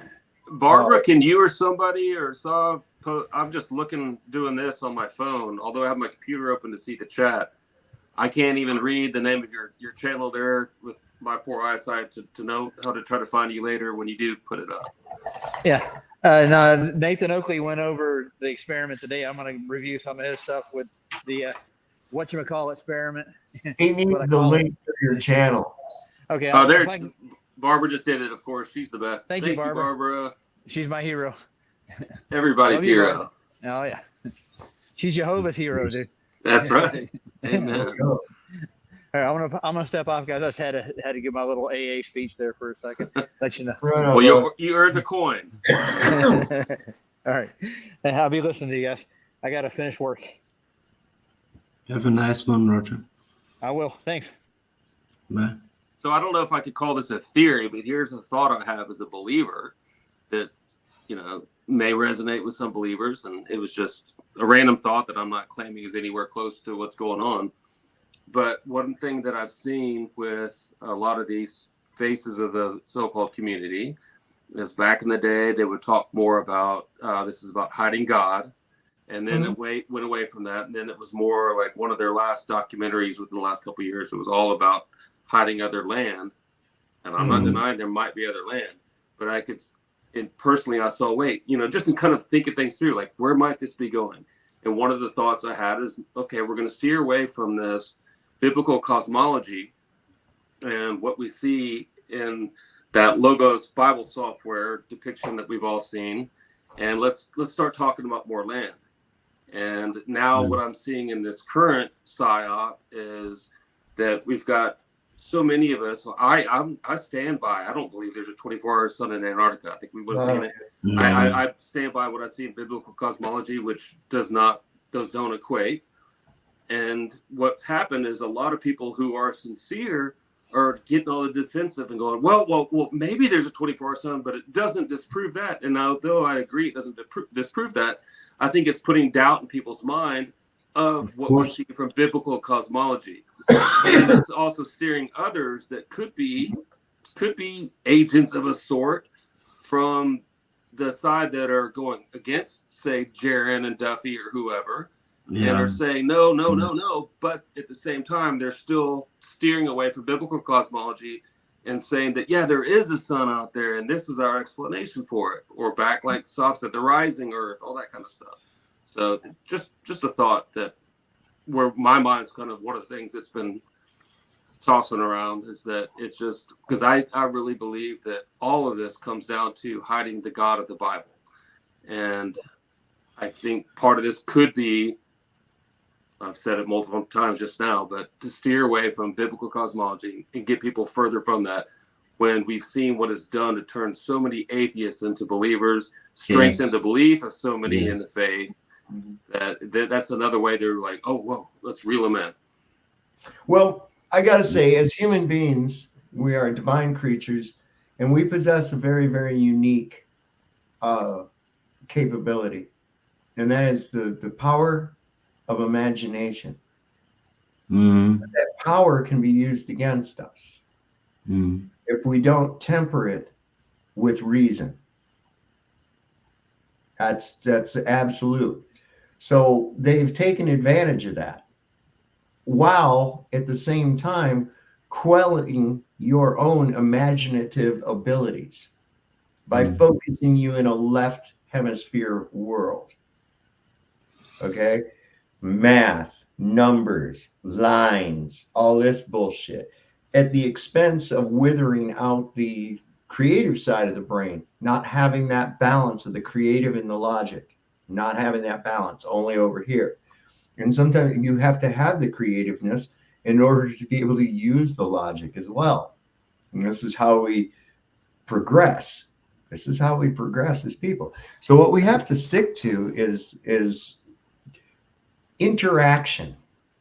And what do I mean by interaction? If you cannot interact with it, then you can't really prove it, can you?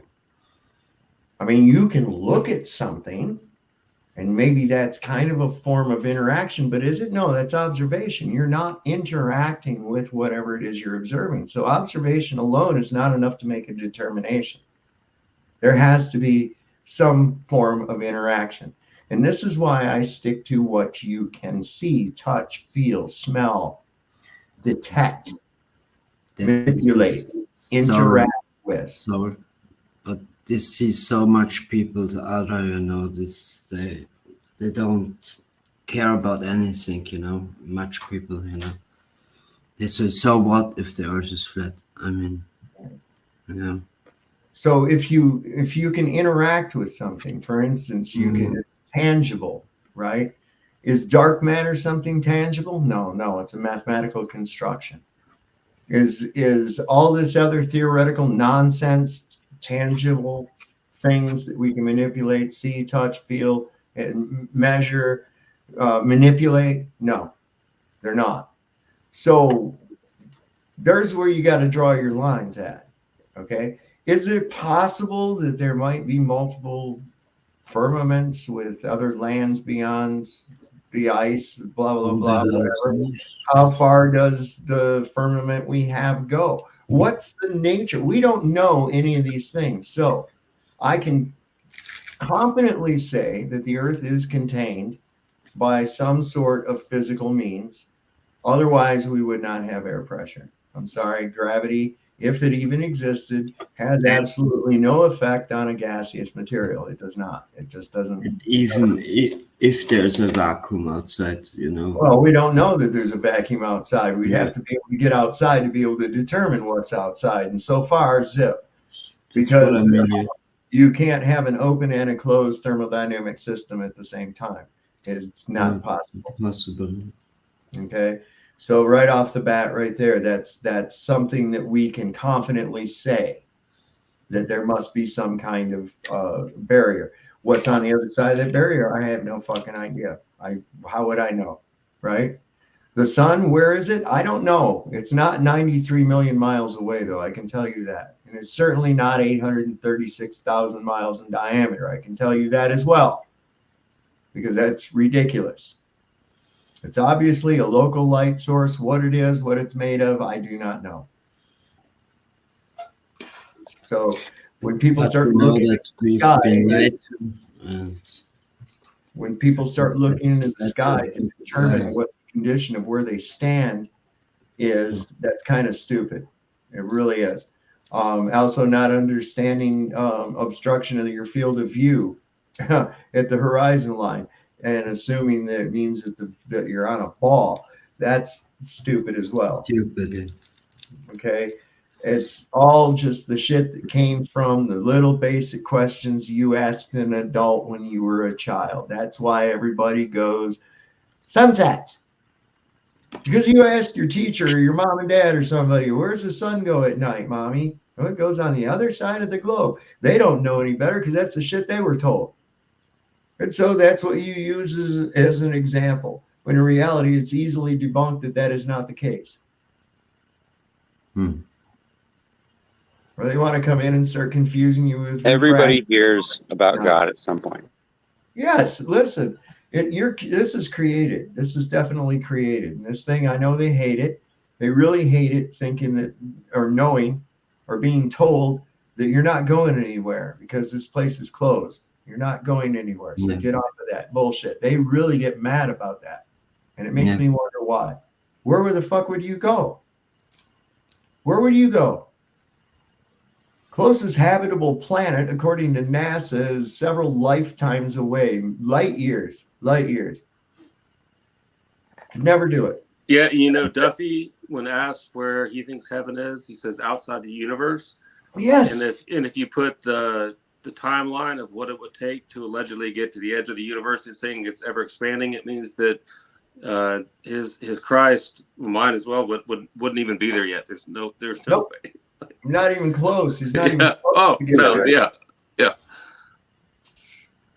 Yeah, see, this is the kind of bullshit right here. And they just say this stuff and people will take it. His biggest seller is the way that he presents. He's a good salesman. He's got this smiling Bob routine going on.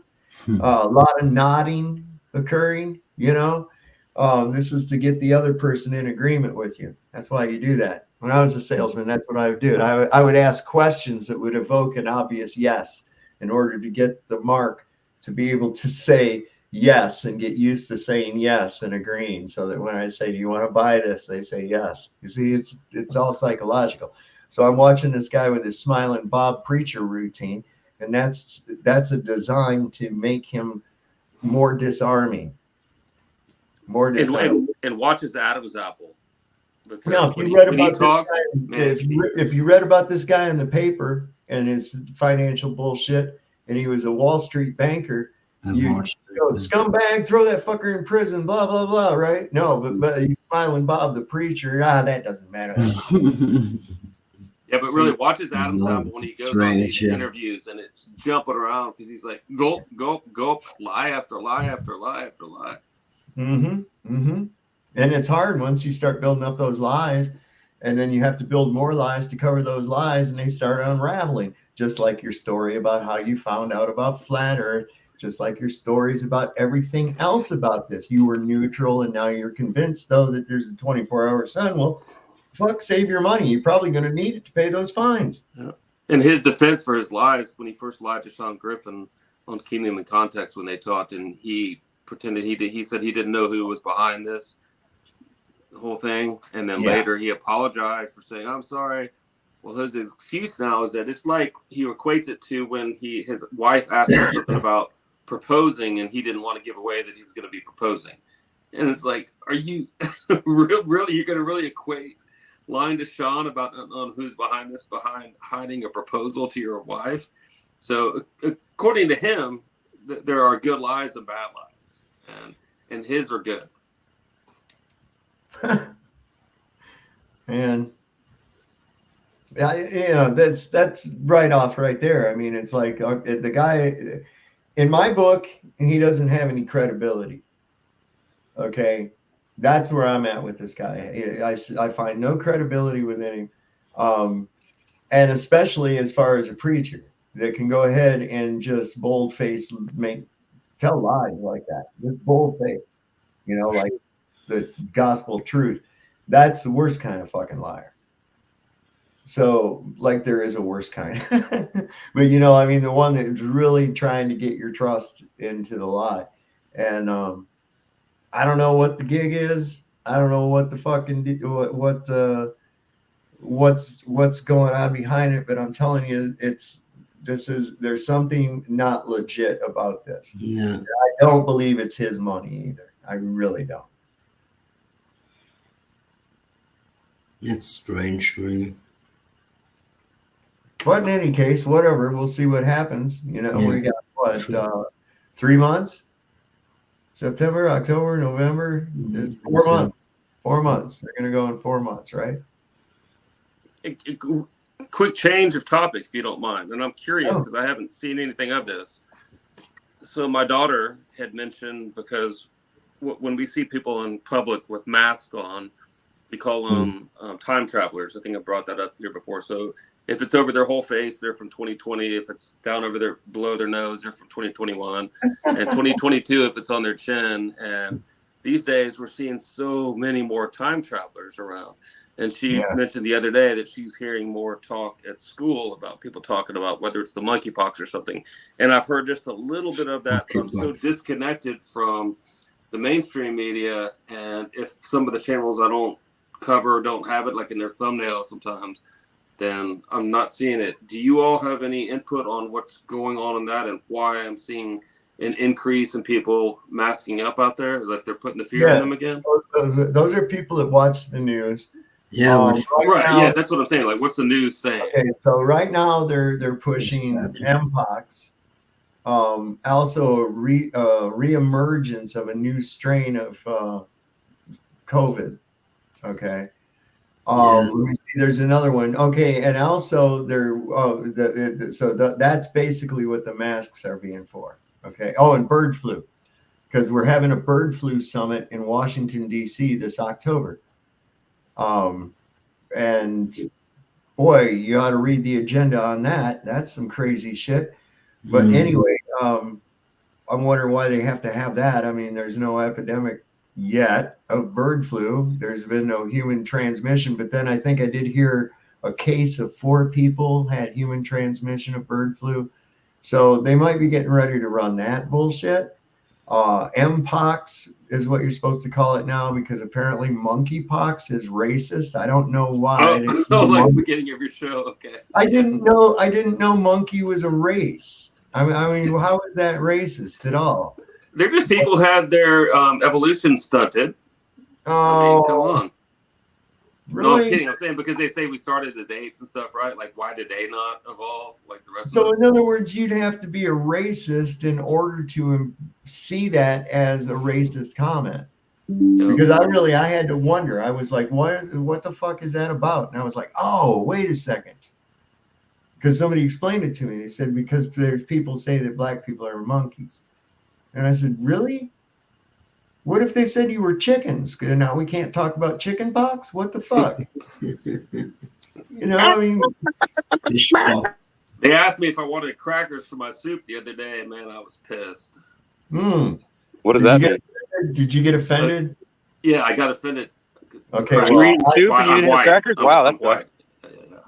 Well, as president of Poop, people offended by offended people, I have to tell you, Greg, stop that immediately. Yes, it offends me. I know. Yeah, would you like some cheese with that? Now my own offense has got me offended. Fuck! It never stops. Oh, shit. Yeah, so that's pretty much what that is. It's election season. You'll be able to tell every year by the time traveler index that you illustrated. So right. I've gotten so close to just asking one of them where their time machine is. It's gotten to the point where we'll be right next to them instead of just from a distance saying, "Hey, look, there's a time traveler." Now it's like we're next to them. I'm like, "Time traveler." Yeah, but wait till you meet the boss time travelers. Those would be the ones that were wearing. Remember, they make those things out of water jugs and shit. You had to remember them people with the masks so they could eat. They look yeah. It was the opening. Well, what was such a trip is so I went to this bar with a couple of old high school friends the other night. We hadn't been there in a long time. We used to go see live music there all the time. And it's changed quite a bit. And they bought a little bar that's on the corner that used to be called the Corner Bar. And I'd never been in there. And it was good name for it. Yeah. It was a little cokehead place at the time. But now they bought it out. So there's a little sliding door you can go in between the two. And my buddy was like, let's go check it out. We went in there. And it was a much, much younger crowd. I'd say early 20s kind of a thing. And very small little place. And literally half of them in there, or without exaggerating, literally a third of them I'm a bad judge of how many people were in there, maybe 40, 50 people. A third of them had masks, and they were all in their early 20s. And it was so weird because, of course, they would pull it down and have a sip of their drink, or the girl that had her little merch table talking to us, she pulled it down and talked to us. And yeah, it's weird. It was. It's like I was still seeing people like, this last in the summer here. I go to the grocery store. I'm wearing shorts and a t-shirt, man, and I look and here's this guy with gloves on and full diaper across his face and shit, and I'm like, huh. I'm just looking at it like, what in the, you already got one foot in the grave, the other one's stepping on a banana peel. I wouldn't be pushing it by restricting my airway, Yeah.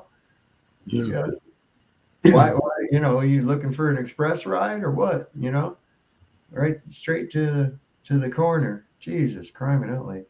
Well, for 12 years, up until 2021, I had done video interviews for doctors and physicians, assistants, and so forth for a really large hospital system around the greater Houston area as a freelance. And I appreciated the money and whatnot. And most of them were general practitioners. I didn't feel like I was really aiding in their whole game. And on a few occasions, if I could kind of drop some knowledge. And then they came around and said, of course, you've got to play the game if you want to stick with the job. So I'm like, I'm out of here. And now I'm faced with they hit me up the other day and said, hey, are you still doing video in the Houston area? I'm like, yeah. Like, we may need your help. And now I'm like, oh, crap, what do I do? Because it's one of those things like, am I selling out? I need the money. Or do I maybe just take it to another level of like dropping some little truth when I'm with them? And it was also a good learning experience, kind of learning about how these people think, what they're teaching their patients. And it was also very interesting to see, you grow up and you hear, oh, that's a doctor. They must be so smart. Mm-hmm.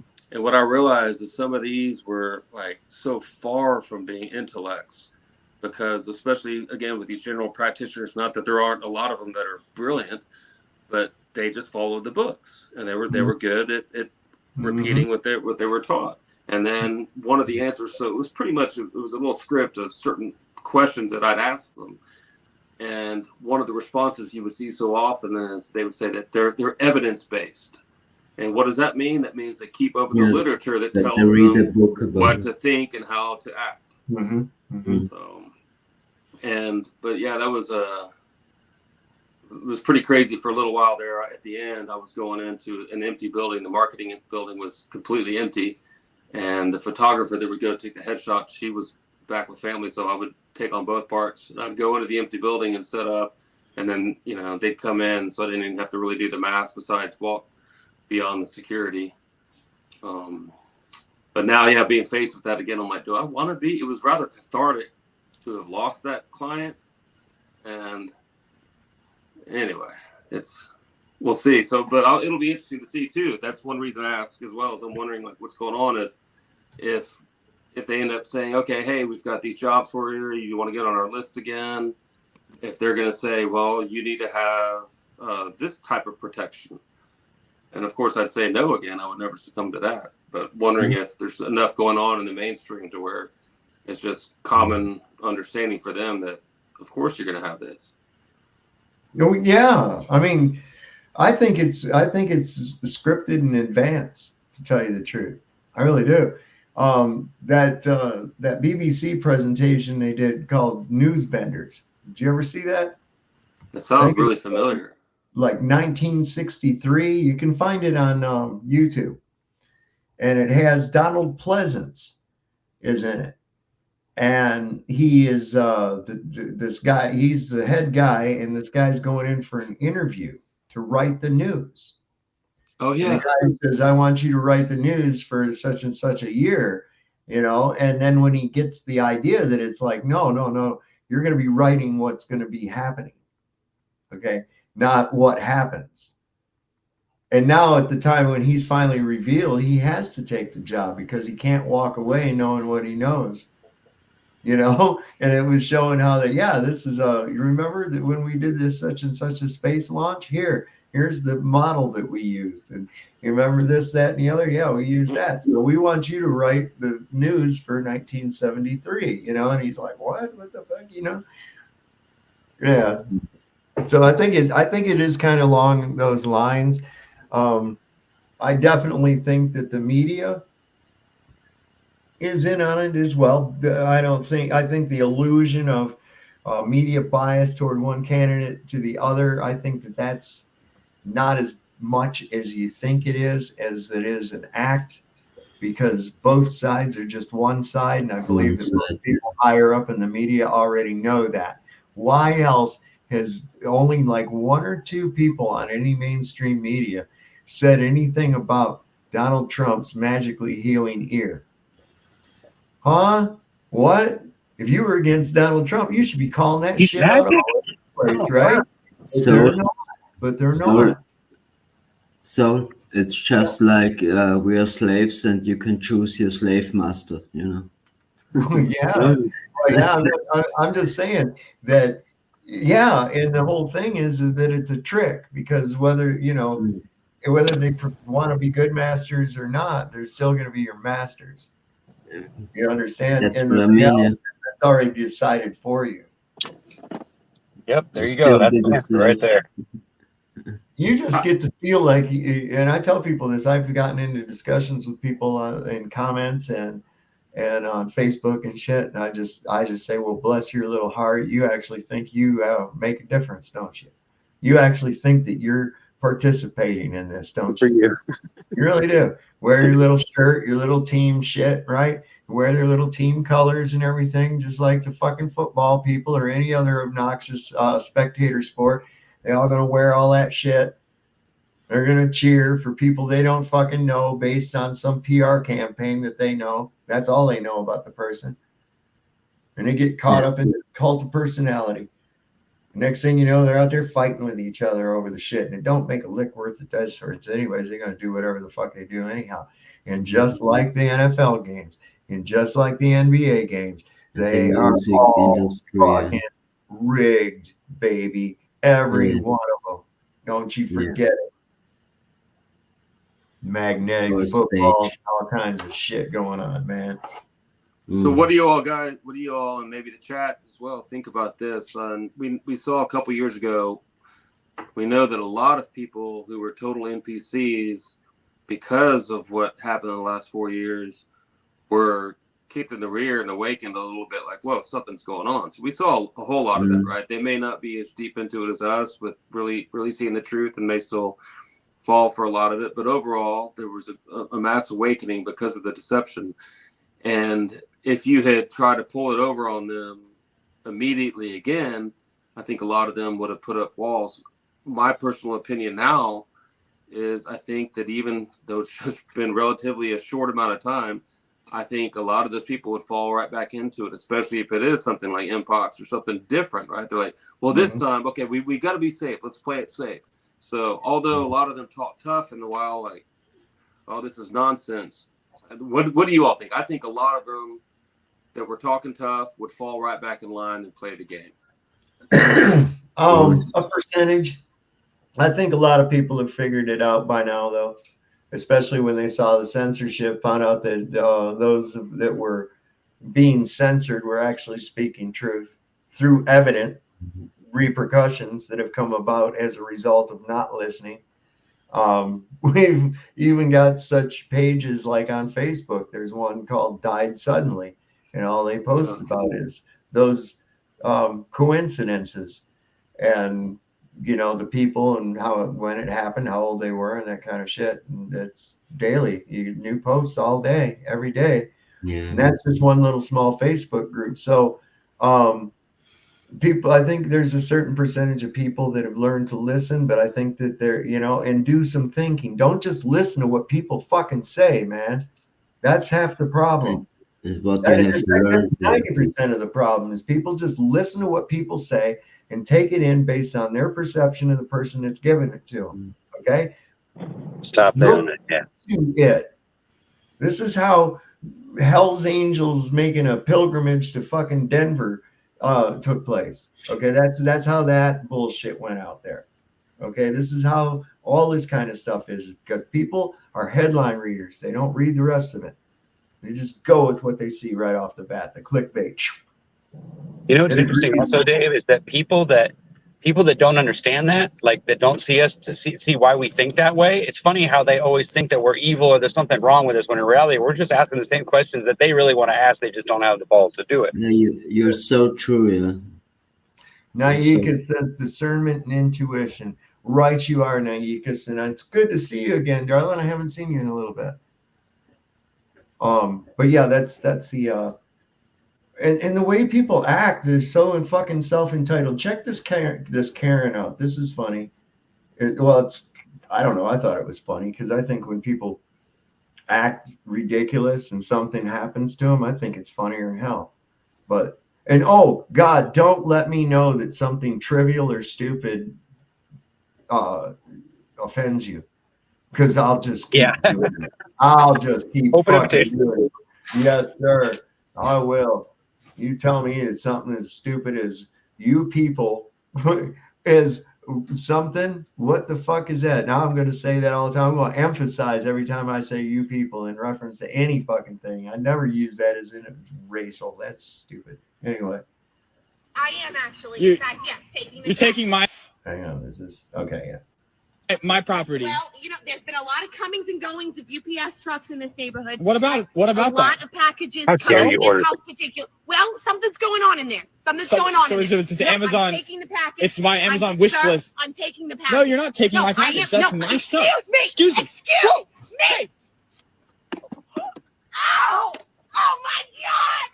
You killed me. I did not You kill you. killed You're me. fine. Oh my God! You sprayed me with whatever that stuff is. I am actually. What the fuck? What is wrong with people, bro? Is there like some kind of drug I'm not aware of that's that good? Right? I mean, that little box. I mean, she sprayed some shit in his face, and so he threw that box, which obviously wasn't very heavy. You could even hear. She was holding it with one hand, and it hits her, and she goes, "Ah, you killed me!" And I'm like, "What the fuck?" There's people like this all over the place, man. I don't know what to do, what to think, other than just be horribly entertained. I don't know how else to put it. It's sort of like it's tragic and comical at the same time, and I don't know if there's any kind of a word for that.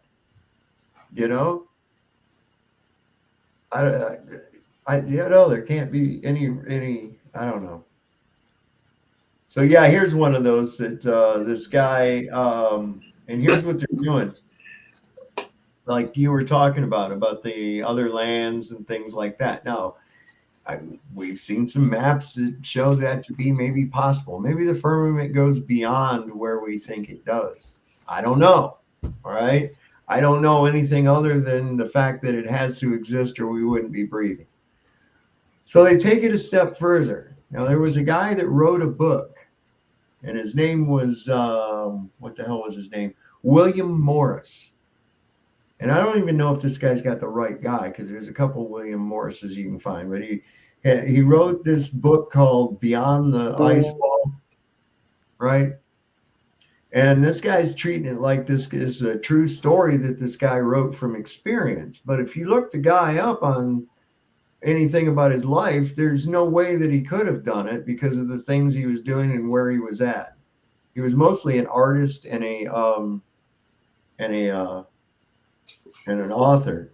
But they just take this shit, and then this is what people see. This is what people see, and they don't investigate it any further. They don't investigate it any further. Listen to this guy. All right, everybody, I'm back. I'm not banned anymore, and I've got an amazing story to tell you about the first ever ice wall explorer in the late 1700s, Mr. William Morris. Now, this... All right, so do we already see a problem with this? Who can name the problem that we already see right off the bat? So I'm going to back it up again and see if you find it. All right, everybody, I'm back. I'm not banned anymore, and I've got an amazing story to tell you about the first ever ice wall explorer in the late 1700s, Mr. William Morris. So that photograph is from the late 1700s. What? That photograph is from the late 1700s. No. Stop. Now, this entire story comes from written accounts that have been hidden for hundreds of years up until recently, when the author Nos Confunden wrote about his story after coming across these documents that basically just told what he had found beyond the ice wall and what he had to go through to come back and tell the story to the whole world without triggering another great reset. Now, this story begins when William Morris's crew sailed all the way to Antarctica looking for the rumored Summer's Gate, which is supposedly an opening in the ice wall that only appears when it gets hot enough for the ice to melt and a boat to go through. Then aren't we told that Antarctica wasn't discovered until 1820? And if this guy was in the late 1700s and he was already looked like that, well, we don't know that that was taken at that time. But at the late, when would it have been taken? Well, they didn't have that kind of photography at that point. No. So, But in any case, I mean, 1820 is supposed when they credit Cook with this, with the discovery of Antarctica, or whoever discovered Antarctica, and then this guy's going by the legendary Summer Gate. Well, how is there a legendary Southern Gate or Summer Gate if it hasn't been discovered? I don't know. It's holes. Once they got over there, they actually did find a crack in the ice wall big enough for a boat to sail through, but they were too scared to go in. But it didn't even matter at that point because they were already too close and it sucked them through. Once they emerged the other side, they came across a vast new ocean as well as a red boat. That's all they described it as, just that it was red and that they had never seen anything like it before. The boat then blew a siren that was so loud and was hurting everyone on the crew.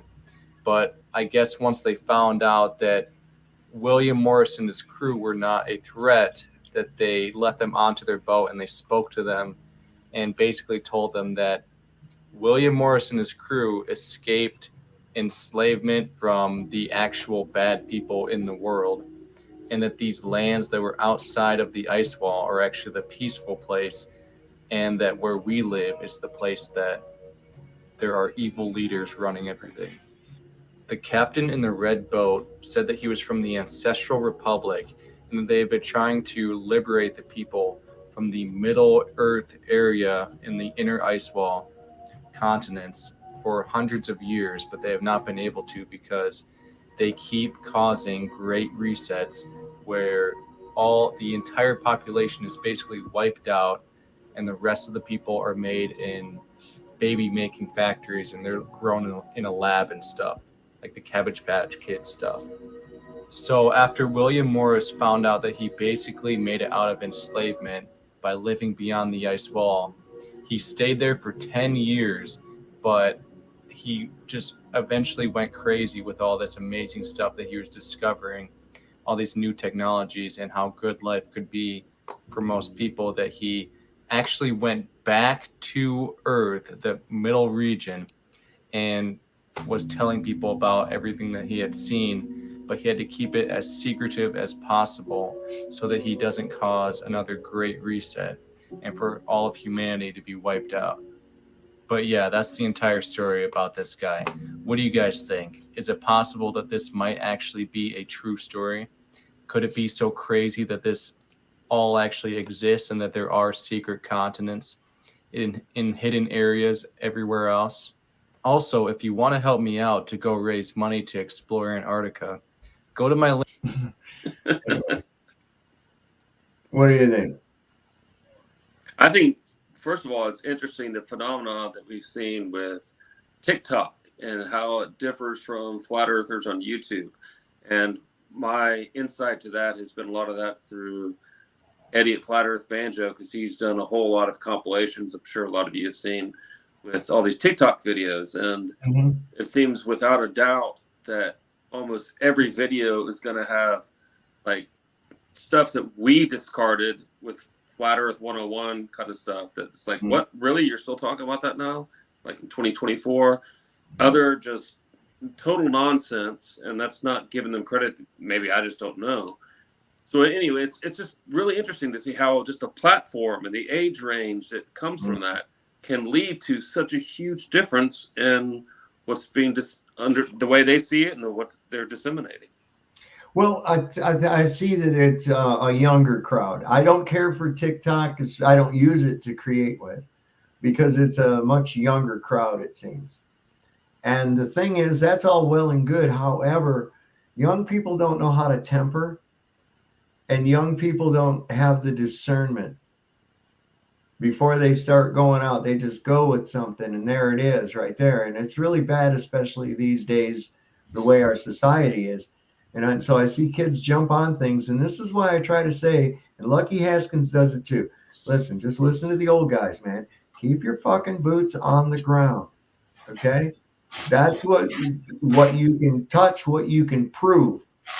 Not beliefs, not beliefs. Those are cool. You can discuss beliefs, but don't tout them as facts. Don't use them as evidence. Go by what you can prove. See, when it comes like to the sun, I don't have any claims about the sun at all. Okay? I don't believe that there's a 24-hour sun in Antarctica. I really don't. However, do I really even know what the sun is or where it's at? No, I don't. Globers, though, they have a problem, because they do have a specific claim as to where the sun is and everything else. And that's because they went ahead and tried to look at the sky to make proof of where they live. And now they got to stick with that shit. Okay? That's a dumb thing to do. Looking at the sky. If you're trying to determine what it is, what can you test? What can you demonstrably, scientifically prove? That's what you can go with. Mathematics is not science. People got to get that shit out of their head. Geometry is not science either. Okay? Flat is not a shape. Level is not a shape. A sphere is a shape. These are the things that you have to just stick by, because otherwise they try to lead you down into making a claim and then having you defend it. I don't have to defend what's observable.